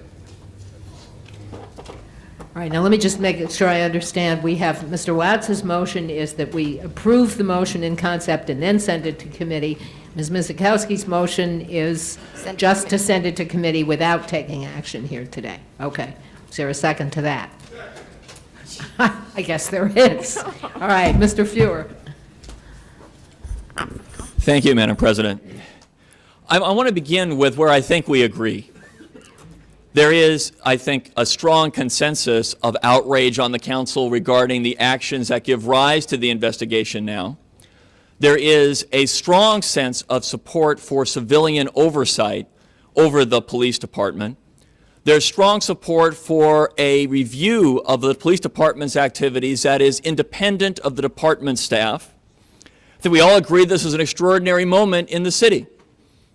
One area where we disagree is the premise, I think, underlying Mr. Wax's motion, that the police commission and the police department are in essence the same. Frequently in the debate we've heard, we can't expect the department to investigate itself and have the public be confident in the outcome. I think there's consensus on this council, unanimous consensus, that that's true. We can't. The question is, who should be that civilian oversight body exercising an independent examination of the Board of Inquiry report? And as we did last week, this council unanimously said the police commission, which pursuant to charter is that independent civilian overseer of the department, needs to have the resources to get the job done, and they don't have them yet. So we unanimously said, give the Inspector General the resources that he needs to do the job. Give the commission other resources as well, and the commission has made clear it seeks to meld two different kinds of resources to get the job done. More staff for the Inspector General, and outside experts, a panel of experts to complement the work of that staff. Now, there's been question as to whether the police commission can truly exercise that independent review of the department. Well, we saw just last week the police commission take a strong independent stance with regard to the Margaret Mitchell shooting. The commission demonstrated by a majority vote that it is prepared to be independent. Now, the jury is still out regarding the Board of Inquiry report, the report itself, and an examination by the police commission that is thorough of that report. We don't know if it's going to be sufficient, but we certainly know that it's premature at this juncture to say it's not. It's premature for us to throw out the voter-approved process and say this can never work. We live in a city where there's no question right now the confidence of residents of our city in the police department and in government itself has been shaken to its core. There's no question about it. The only issue is, should we not give the police commission sufficient resources to be a powerful overseer of the department, or instead, should we forever consign the police commission to being viewed as incapable of being a powerful civilian overseer of the department? The whole point of the Christopher Commission was give the commission the resources it needs so it won't, in the words of the commission, appease or acquiesce in what a chief of police has to say. Now that we're finally giving them the resources to be a powerful instrument of change and of oversight in this city, we would derail it. I hope that we support Ms. Mizikowski's motion. I hope we recognize that by supporting the path the commission is on, we are not forever foreclosing further independent review either. But we're about to foreclose your time. It's one sentence. It may be that the day comes when that additional oversight is deemed appropriate here. But it's vastly premature to say that that day has come now. Okay, thank you. Mrs. Chick.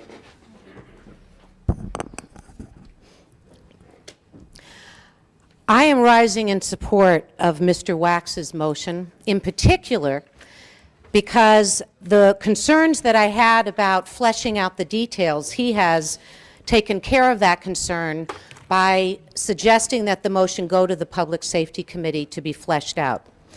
To say that by supporting Mr. Wax's motion, we are undermining forever the ability of the Police Commission to exert independent oversight is hogwash, in my opinion. Also, I have been sitting by for 6.5 years, waiting and watching and hoping and pleading and asking for the Police Commission to in fact play the role that the voters and Charter Amendment F gave to it. To me, I haven't given up hope. And this motion doesn't preclude the ability of the Commission to show us once and for all, because to me this is the line in the sand, this is the litmus test of does Charter Amendment F work or not. We already saw that we needed to tinker with it and go back to the voters again. And now we are working to give the Inspector General finally, the resources that a strong independent Inspector General really needs. And Mr. Fuhrer, I would disagree with you. I did not see the Police Commission coming forward in a strong way last week. I saw my colleagues introducing a motion saying, Commission, please tell us what you need and we will give it to you. And we have yet to hear from them, by the way, as to what they will need. I would like to offer a friendly amendment, Mr. Wax, that as this goes to public safety, if in fact we are going to create some kind of other review panel, that they also do a very public and thorough report on where are we in the implementation of the Christa reforms after all. What has been implemented and how, and what hasn't been and why not. And I will remind all of you that one of the key pieces of the Christopher Commission report and recommendation was an effective and operative computerized tracking system of personnel records and complaints. It still is not in place. Community policing, which was the biggest effort to do away with the us versus them and make the department a true partner with the community. If you were paying attention to the public hearings that the Public Safety Committee had and that came in here, community policing doesn't exist in the LAPD today, period. I was concerned that we were going to create another citizen panel here to make recommendations as the Christopher Commission had in such a thorough and thoughtful way, and once again, we won't implement them. We can't allow that to happen. We don't need to reinvent the wheel on recommendations. We need to make sure that the ones that were recommended 8 or 9 years ago are implemented. Okay. And let me end by saying, here's the problem. We had the Christopher Commission recommendations come forward under a mayor who was focused on reforming the police department. And shortly thereafter, we had a changing of the guard. And we had and have a mayor who is not focused on reform. He has been focused on expansion. And so has his police commission. Mr. Wax, thank you. Thank you. Mrs. Walters is next.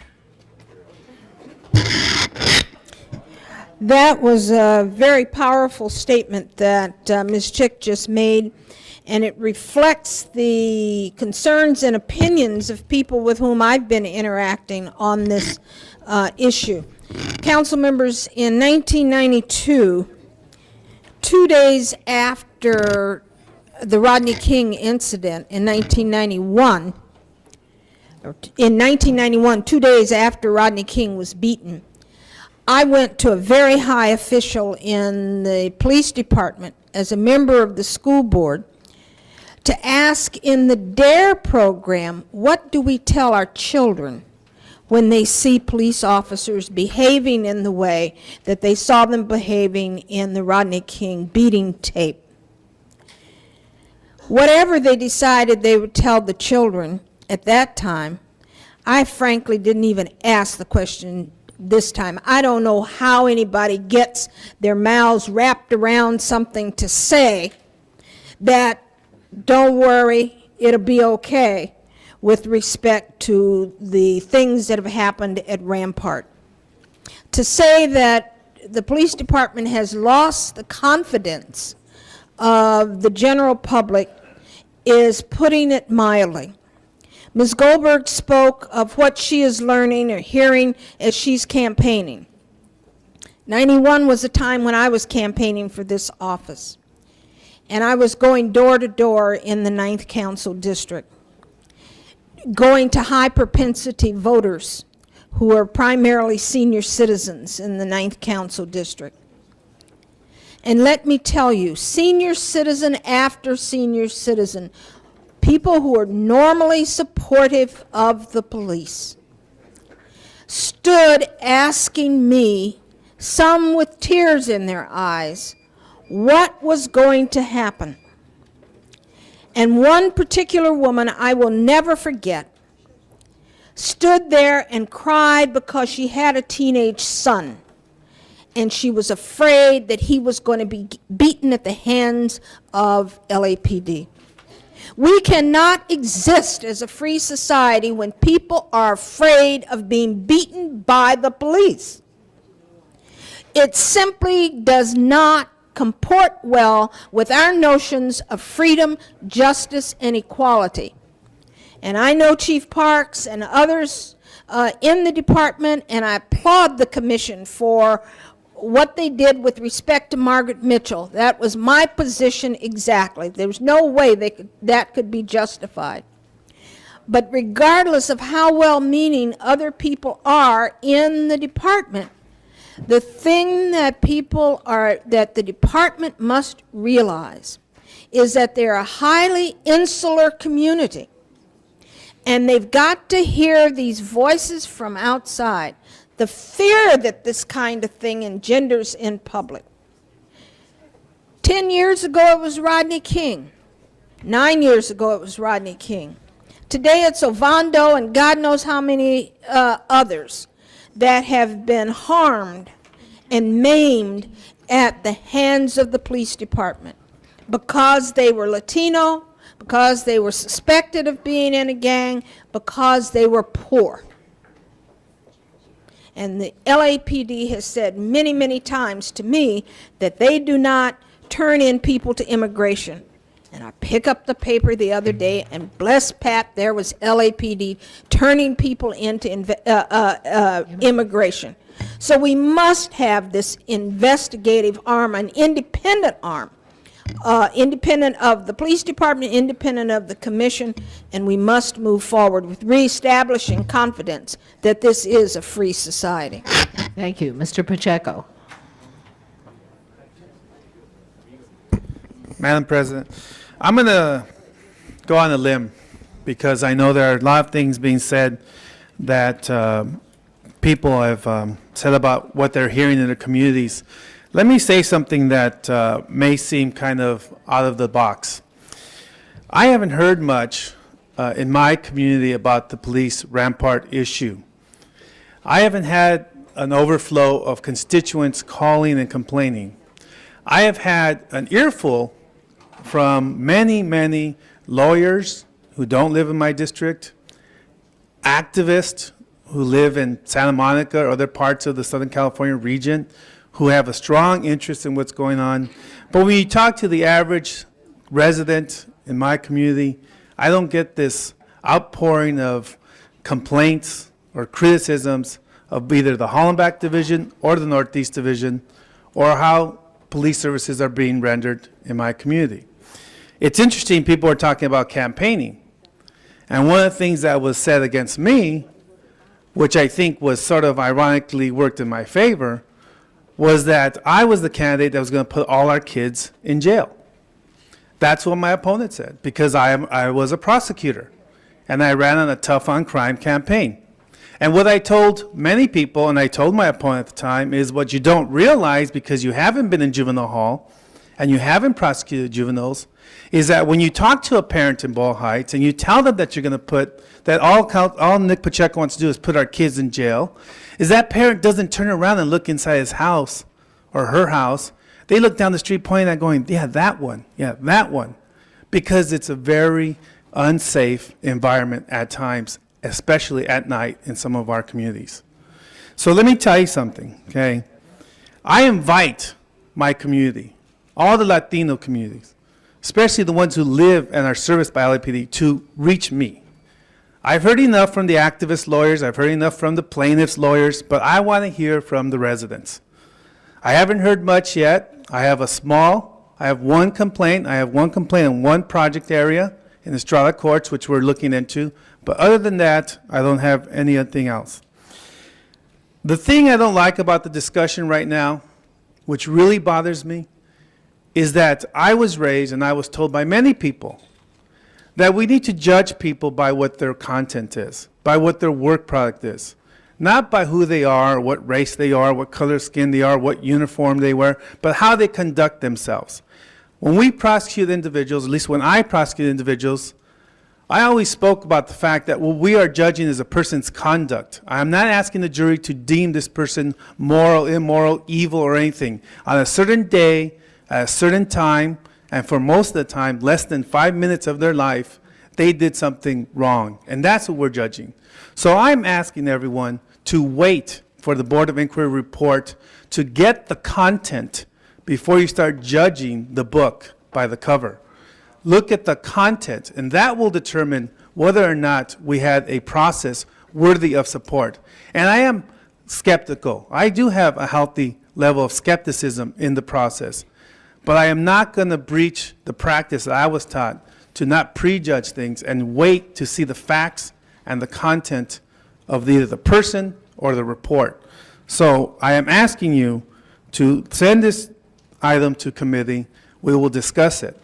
The last point I want to make, Madam President, and I know I'm over, is that in this motion, if you talk to the average person in my community, they are suspect of the appointers of these commissions because of the membership in these commissions, whether it be the police commission, the inspector general, or any newly created commission.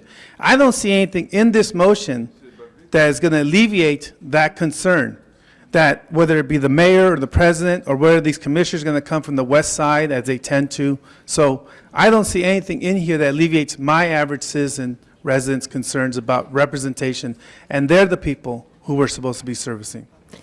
Thank you. Mr. Hernandez. Members of the council, just to paraphrase this, a saying I've heard someplace else, different ships, but we're all in the same boat. You know, and I say that because Ms. Walters, I think, referred to lost confidence. And I need to remind everybody that I think we need to continue working on establishing confidence.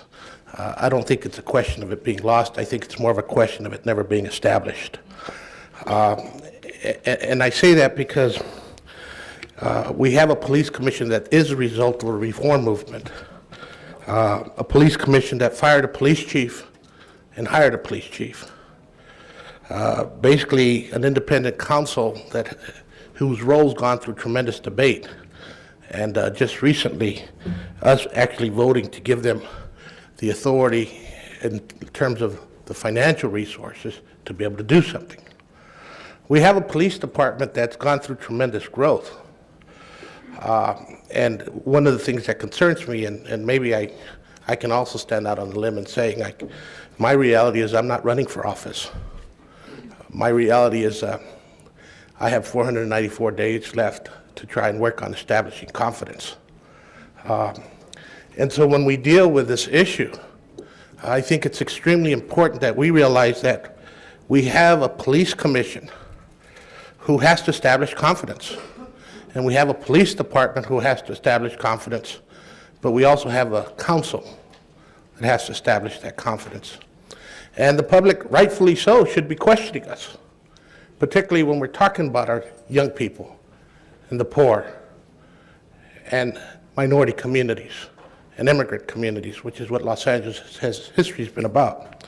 So from my perspective, I think that rather than us moving, we have to show a little patience. And maybe that frustrates the media, but maybe it frustrates the headlines. But I talk about patience because I need the police department to do its job. I need the commission to do its job. I need the inspector general to do its job. And hopefully that job will include a clear understanding that they have to establish confidence. And they need some outside help in order to do that. And that's why I want to stand and support Councilmember Miskowski's motion.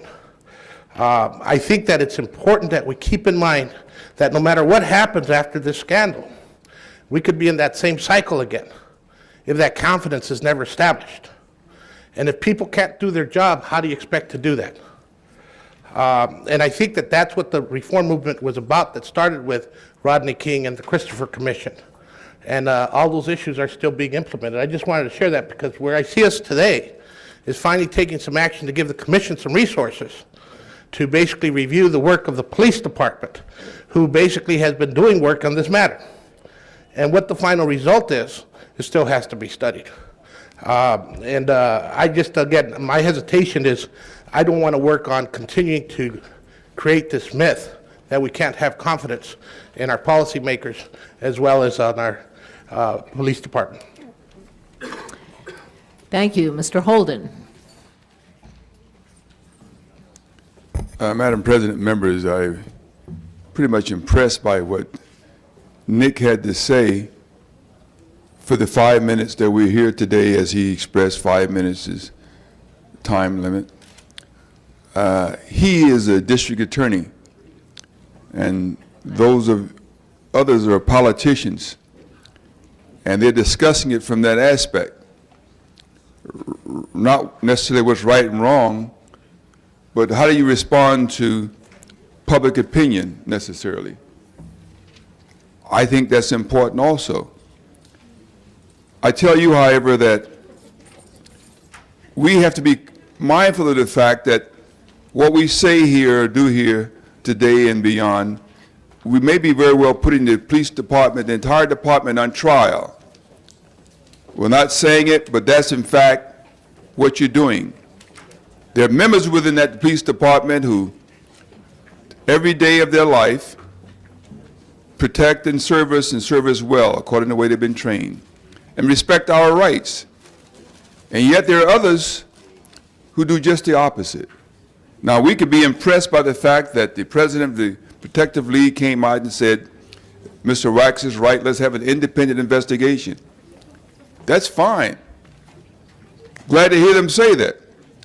But the easier way to solve the problem would be to have every officer who witnessed a violation of a person's right report the other officer, if that's in fact what they mean. If that's the Protective League's position, it's easily accomplished even without an independent review committee.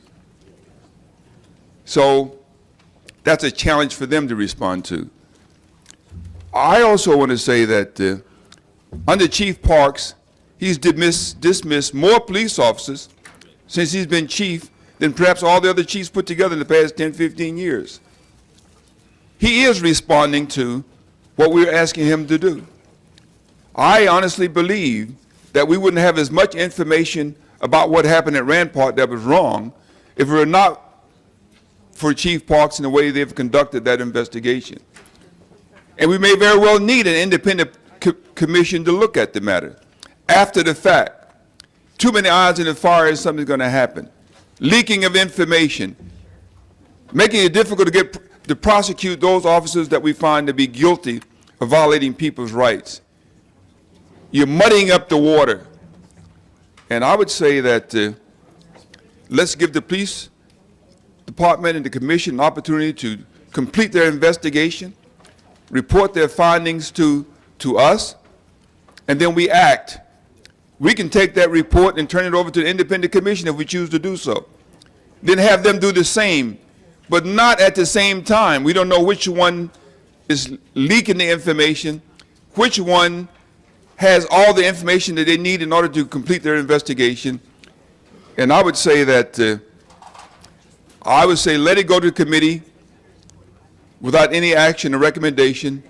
And my view would be that it stay there until such time that the investigation is completed and the commission had an opportunity to act on it according to the way we've asked them to do it. Thank you. Next speaker is Mr. Ridley Thomas. Madam President, members of the council, I think it was Mr. Fuhr who delineated the points of similarity and the point at which we are at common cause. One point may need to be mentioned that perhaps wasn't, and that is that we are agreed that this matter should be referred to committee. And in so doing, I think there's a recognition that it is appropriately handled in that context to refine those things that have yet to be specifically worked out. Mr. Wax was specific about what they might be. The one point of concern that I have is the appointing authority for this independent body.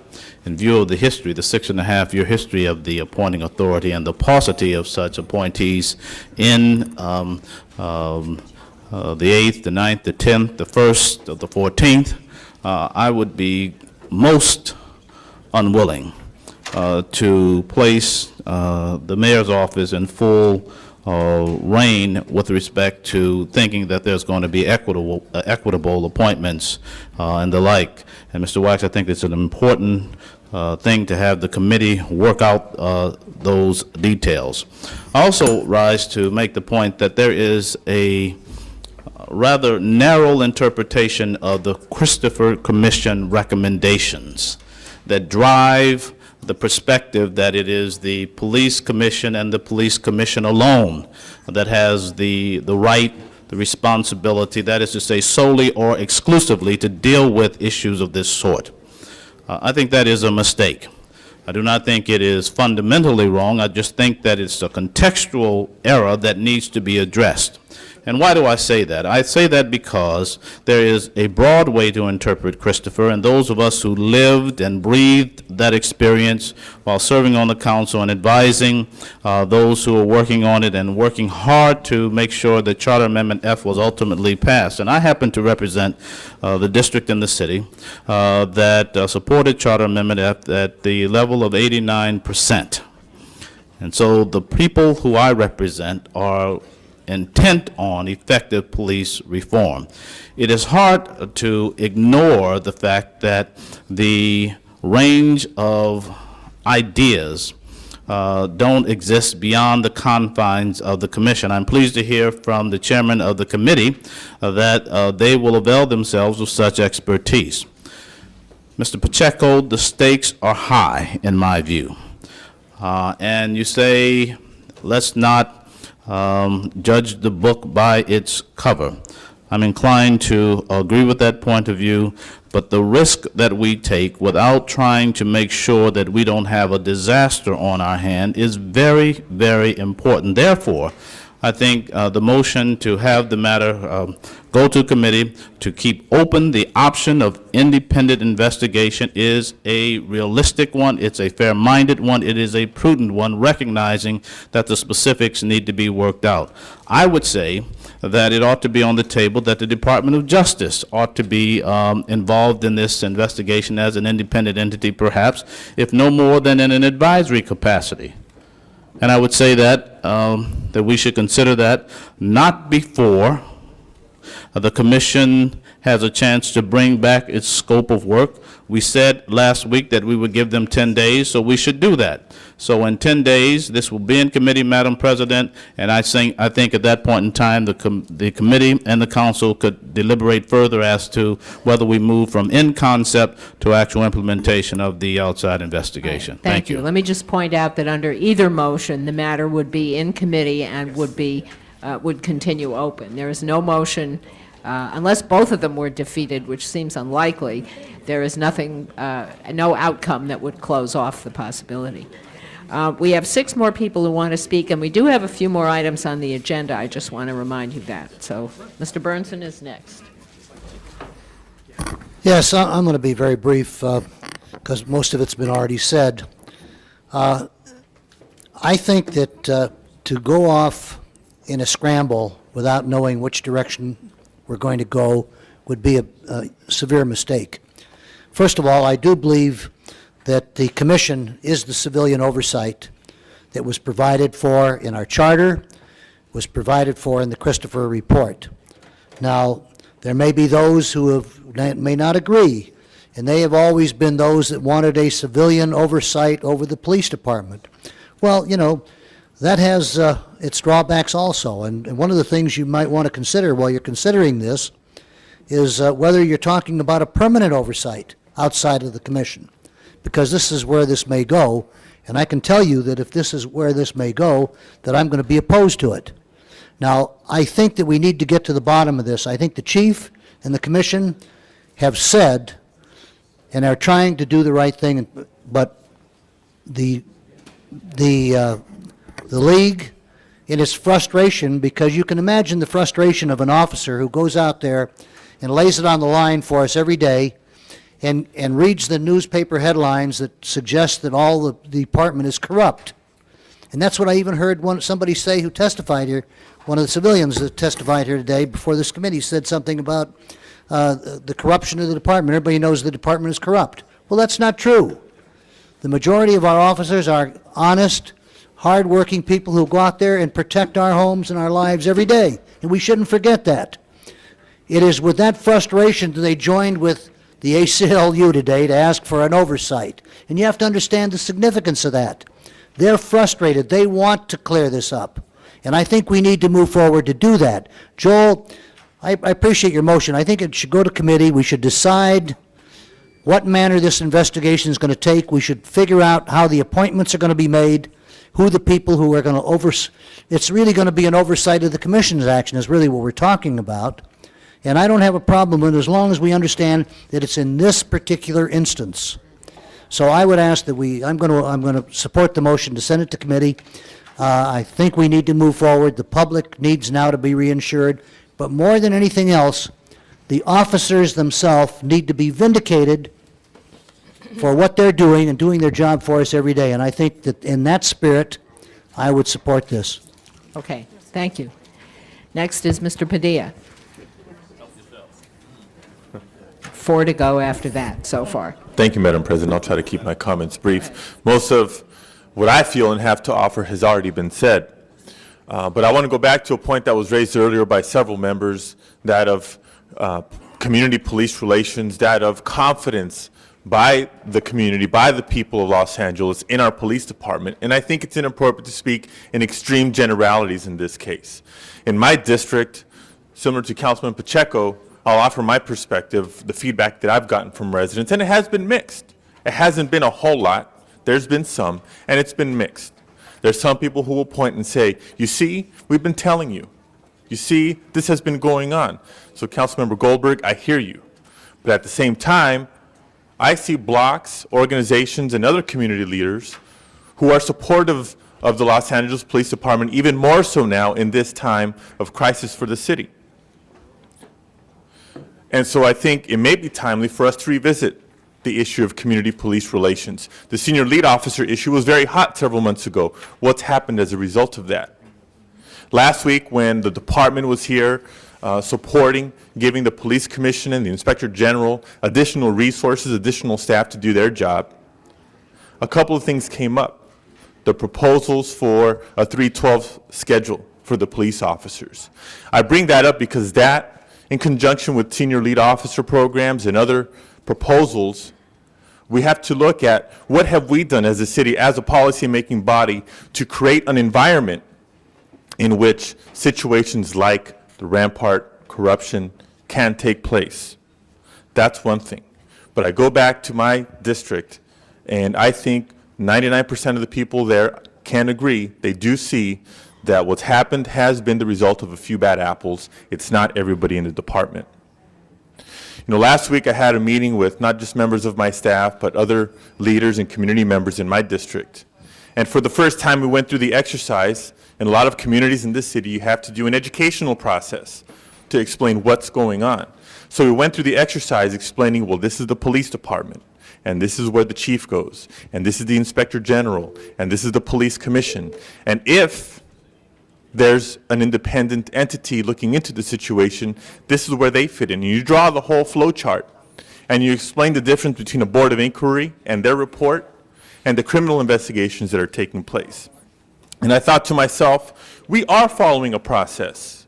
It may be too slow in some people's opinions, but I agree that it is at least a methodical process. So it's in that context that I say I support Councilmember Miskowski's motion. We're not ruling out creating an independent body, but I agree we need to work out the details before we make the decision, before we make the commitment to do that. And the issues have been raised. Who should sit on that body? What should their scope of work be? Do they start tomorrow, the next day, after the Board of Inquiry report, somewhere down the line? Is it permanent or not? A whole series of questions. I'll conclude my comments. Thank you. Mr. Wax for the second time. I just would like to respond to a few of the points that have been raised, because I think that the level of this discussion has been outstanding from all of the points of view that have been raised. I think that there's a tendency here to wrap ourselves around the Christopher Commission. The fact of the matter is that under the Christopher Commission and under the city charter, which was recently adopted by the voters, the Police Commission is the body that actually runs the department. It is the body that is citizen, it may be, it is the body that's responsible for managing the department. It's not separate from the department. I think Ms. Chick went very strongly to the point of the Christopher Commission recommendations in a very eloquent way. The Christopher Commission never contemplated anything like this. This is not just an incident. This is the earthquake.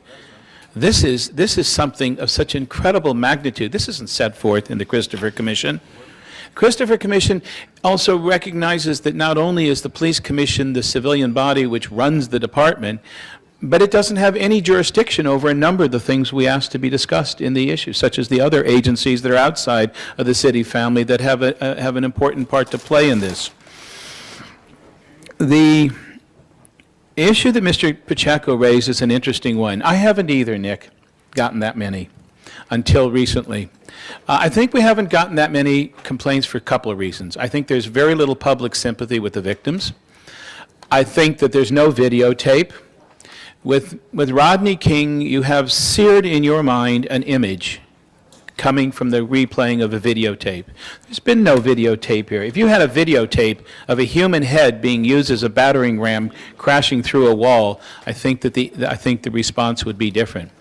But I'll tell you when the response is going to start to happen, and it's already begun, Nick, when you have to pay for it. And we've learned from this, you know, good cops are priceless. Bad cops can cost a couple $100 million. You're going to have to come up with that money. And you are never, ever, ever going to get the people to be willing to pay for it if they don't have the confidence that you, in fact, conducted a fair investigation. So public perception is critically important. And public perception is based on sort of things that become self-evident to people. You can't expect someone to honestly look at themselves. It's simply not possible. And if you can't overcome that presumption, if you can't establish that public confidence, how will you ever be able to go to the people and say, excuse me, Mr. and Mrs. Smith, we need $200 million to pay for this mess. So no wonder the league wants to. The Hal is right. The league supports this because the good people out there are tainted, and they should be removed from that cloud. And we have to do everything we can to help remove them from that cloud. And if removing them from that cloud requires us to say, look, you may be doing a good job, Chief, but you can't do it all by yourself. As Ms. Walters says, it's an insular department, and you have to hear the voices from the outside. Then let the outside voices be heard. And every one of us is going to benefit from that. Thank you. Before we go on, I just want we now have 6 people again who want to be heard. So I just want to find out, I know several people have indicated a need to be someplace else. We have about 5 more items on the agenda.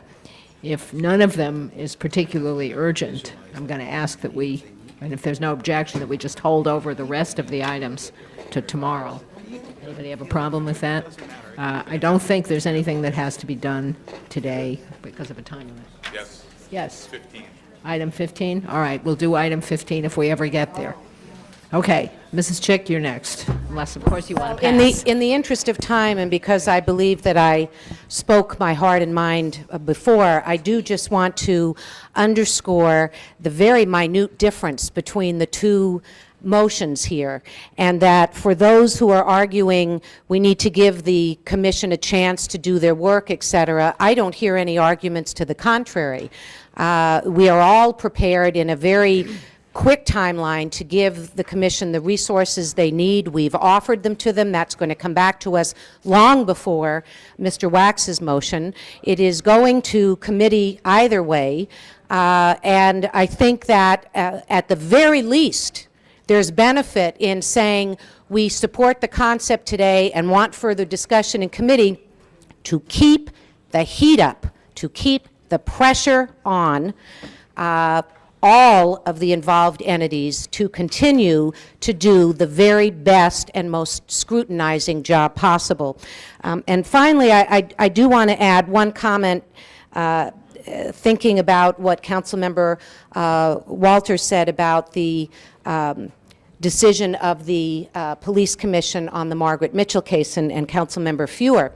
I'm not an expert in how one decides whether use of force is in policy or not. I certainly know that part of the decision-making on that is if officers have true and legitimate reason to feel their life is in jeopardy.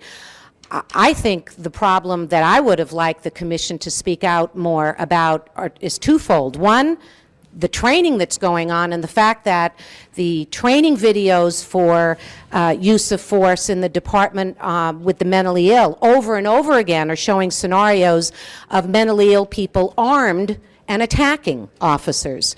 And two, that I would have very much liked to have heard the Commission address the whole issue of why was it to begin with a priority of the Wilshire Division Bike Patrol to confiscate market baskets from clearly mentally ill homeless persons who consider those baskets their homes, instead of focusing on Councilmember Misikowski's motion, which says, what are the markets doing, working with community groups and the police to help us get market baskets out of neighborhoods that have been abandoned by shoppers? So while we can be pleased that the Commission made what seems to be an independent decision about that, I think that they were lacking in saying a whole bunch of things that needed to be said publicly about how that shooting happened to begin with.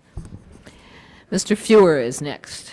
I was going to move the previous question. What a nice idea. All right. It's a consensus building thing. Well, there are four more people who've asked to speak, all for the second time. So let's take a vote on the previous question. Open the roll on previous question. Close the roll. We have 12 ayes, 2 noes. 12 ayes and 2 noes. So I believe that's approved. Now, let me just remind you, there are 2 motions on the table. Mr. Wax's was the first motion, and I believe Mrs. Chick offered an amendment that you accepted, so that's incorporated. Mr. Wax's motion was to adopt the independent investigation in concept and then send it to committee. Ms. Misikowski's motion was to just send it to committee. And I believe that the proper procedure, Madam City Attorney, I may need you to clarify this for me, is that the most recent motion gets voted on first? Is that correct? Yes, that's correct. So in that case, open the roll on Ms. Misikowski's motion. Call for a no vote. No vote. Now, is that it? Numbers are flashing in front of me. Is that the one? Okay. Well, yes, okay. So I'll close the roll and tabulate the vote. 8 ayes, 6 noes. All right, that is approved, which seems to obviate the other motion. And we don't need to take any action at all on the other motion, right? Okay, because we don't want to get rid of it. Well, no, the whole package goes to committee. It's just a question of whether we have already adopted that we're going to second-guess the commission or not. And we seem not to have done that. So that item is now finished. And no, it's gone to committee. Forthwith on item 20, by the way, if we didn't do that. And Madam President, there's a Mr. request Westhoff from... says- I'm sorry, Mr. Westhoff says we have to do item 15 today. So let's do item 15 first, see how far we get here. Item 15, we have one speaker, Mr. Shapiro. Ms. Gallanter and council members, I'd like to say quickly, you're appropriating $9.6 million to rent 4,600 acres in Kern County to get rid of the sludge that we're sending down to the Hyperion plant. Now, you got to remember, it was 15 years ago that we adopted a plan to stop throwing the sludge into Santa Monica Bay. And the sludge was supposed to be handled by a modern process called the Carter Greenfield process.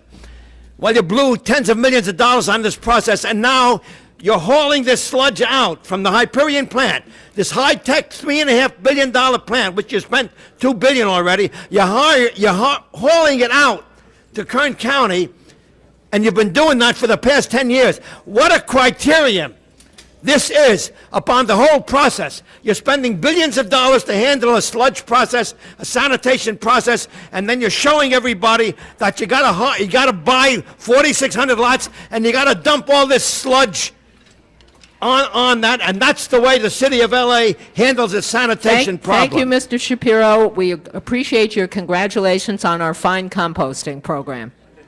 Mrs. Chick.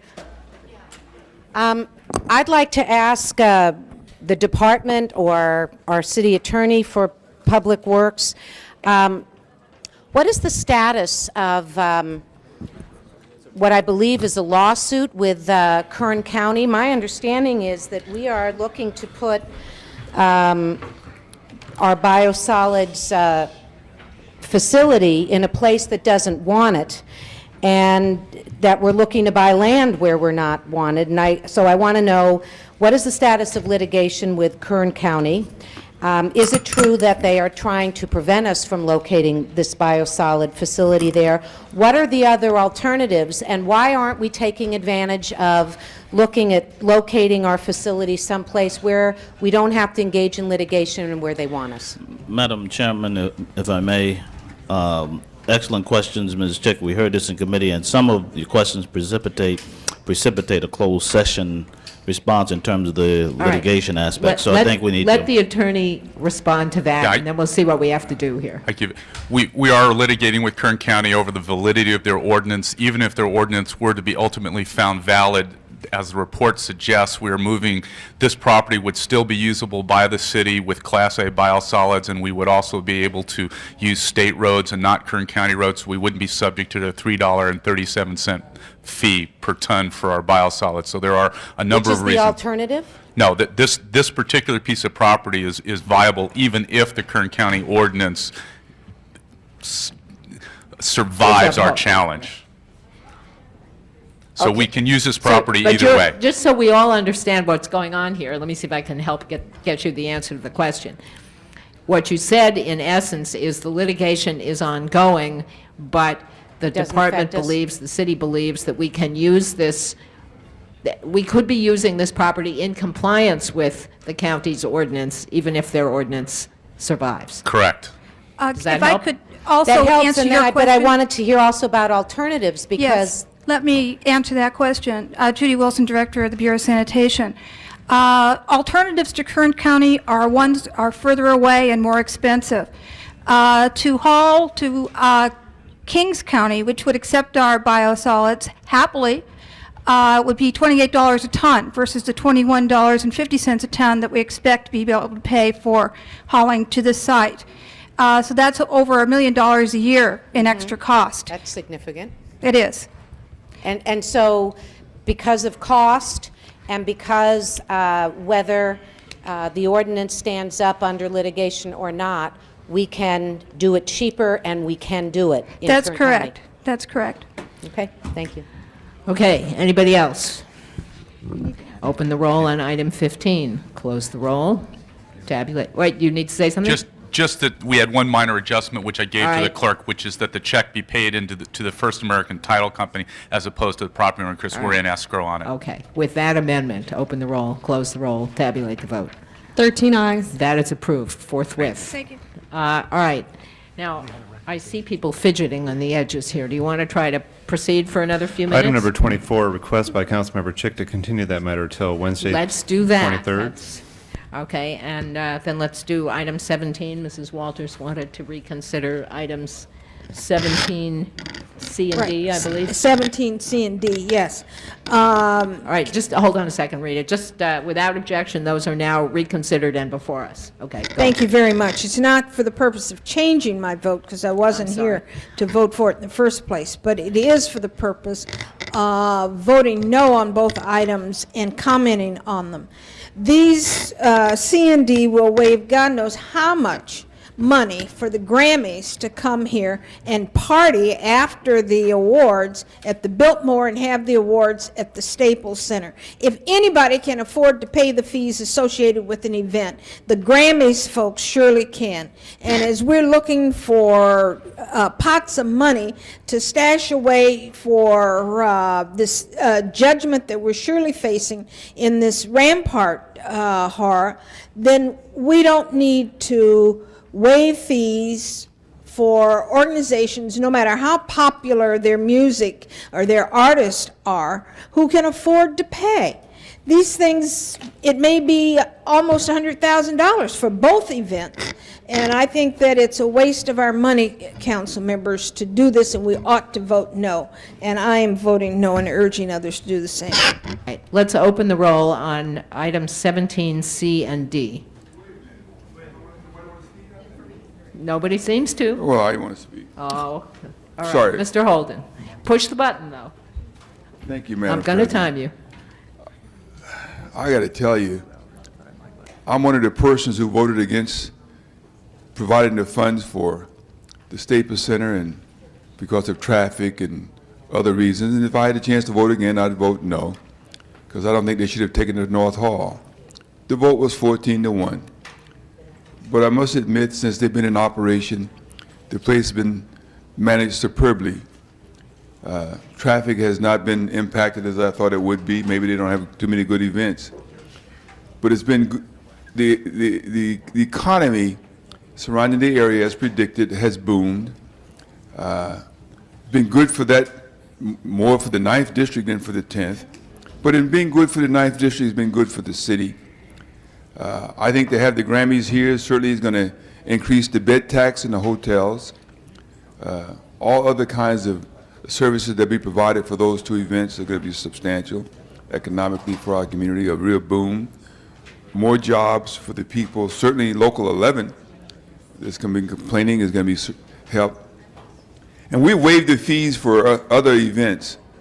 I've been against waiving the fees, but certainly in this Mr. Holden, particular case- excuse me a second. I don't think we have a quorum. I think we have lost. No, we haven't. Well, it looks like we've lost at least 6, which means we don't have a quorum. Well, his chick, she's right here. Yeah, she's here. Mr. Burnson's not here. Mr. Fewer's not here. Ms. Goldberg's not here. They're in the back. Mr. Savornich is not here. Mr. Wax is not here, and Mr. Ferraro's not So this here. trails to tomorrow?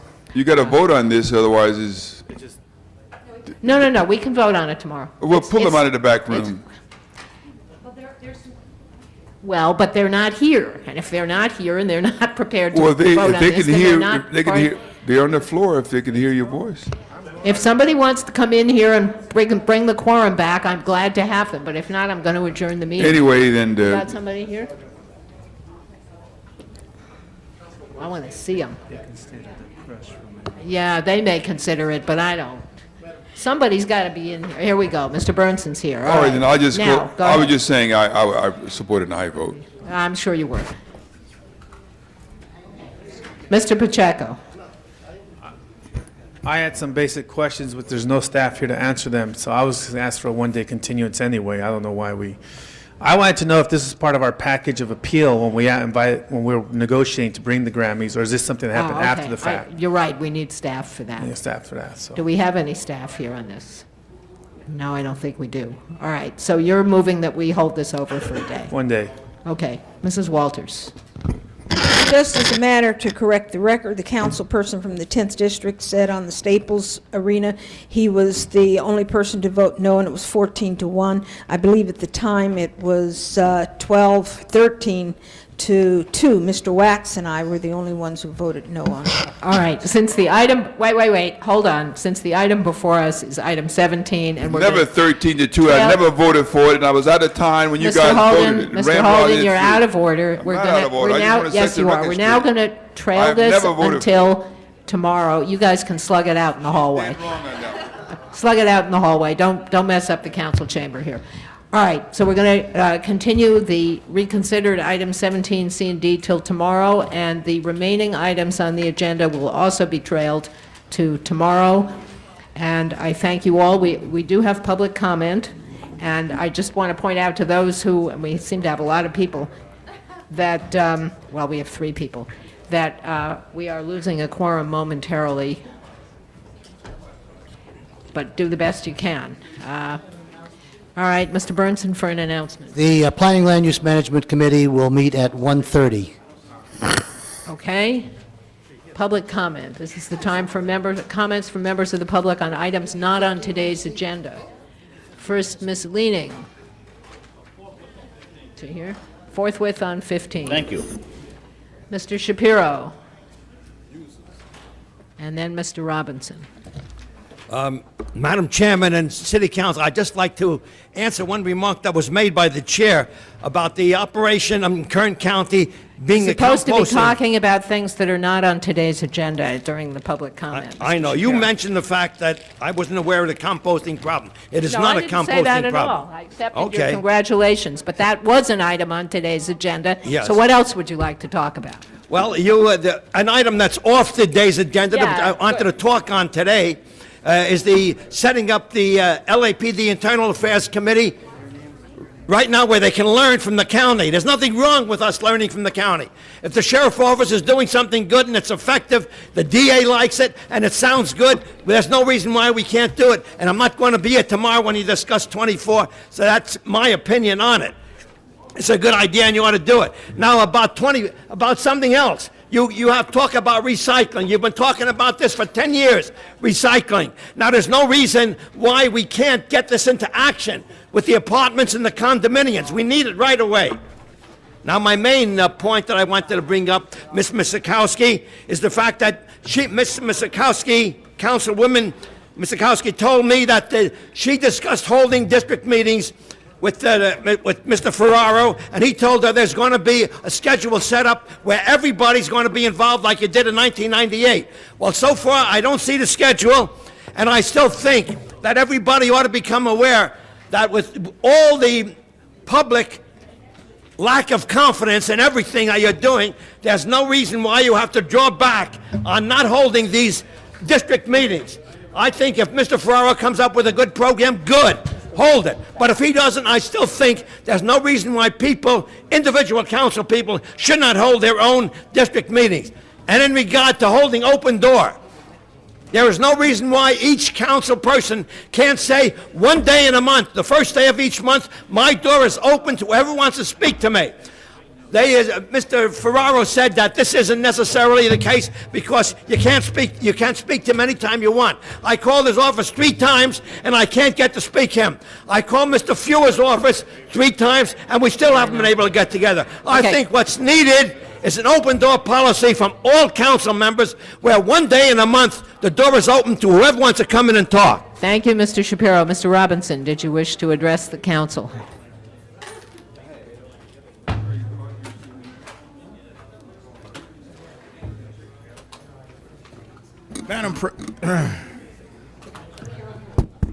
Madam President, members, creating wealth is not the business of government.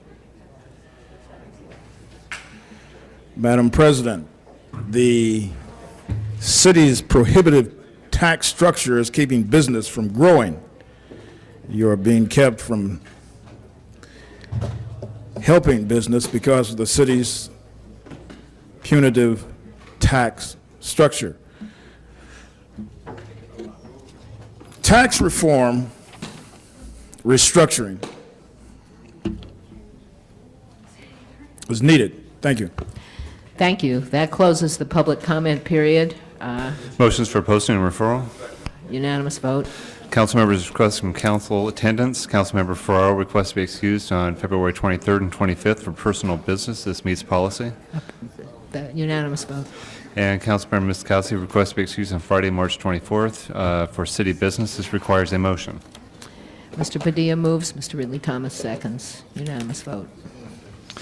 The desk is clear. Do we have any adjourning motions? Everybody please rise for adjourning motions.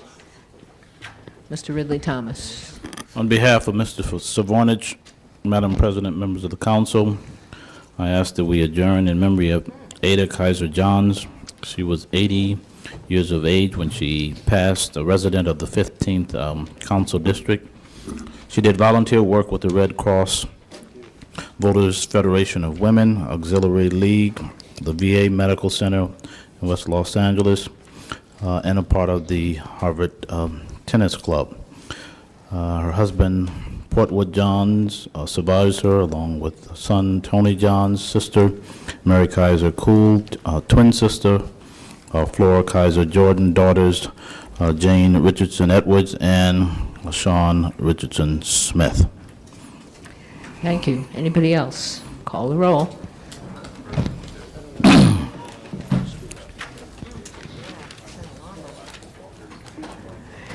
Council is adjourned. See you tomorrow, 10 o'clock.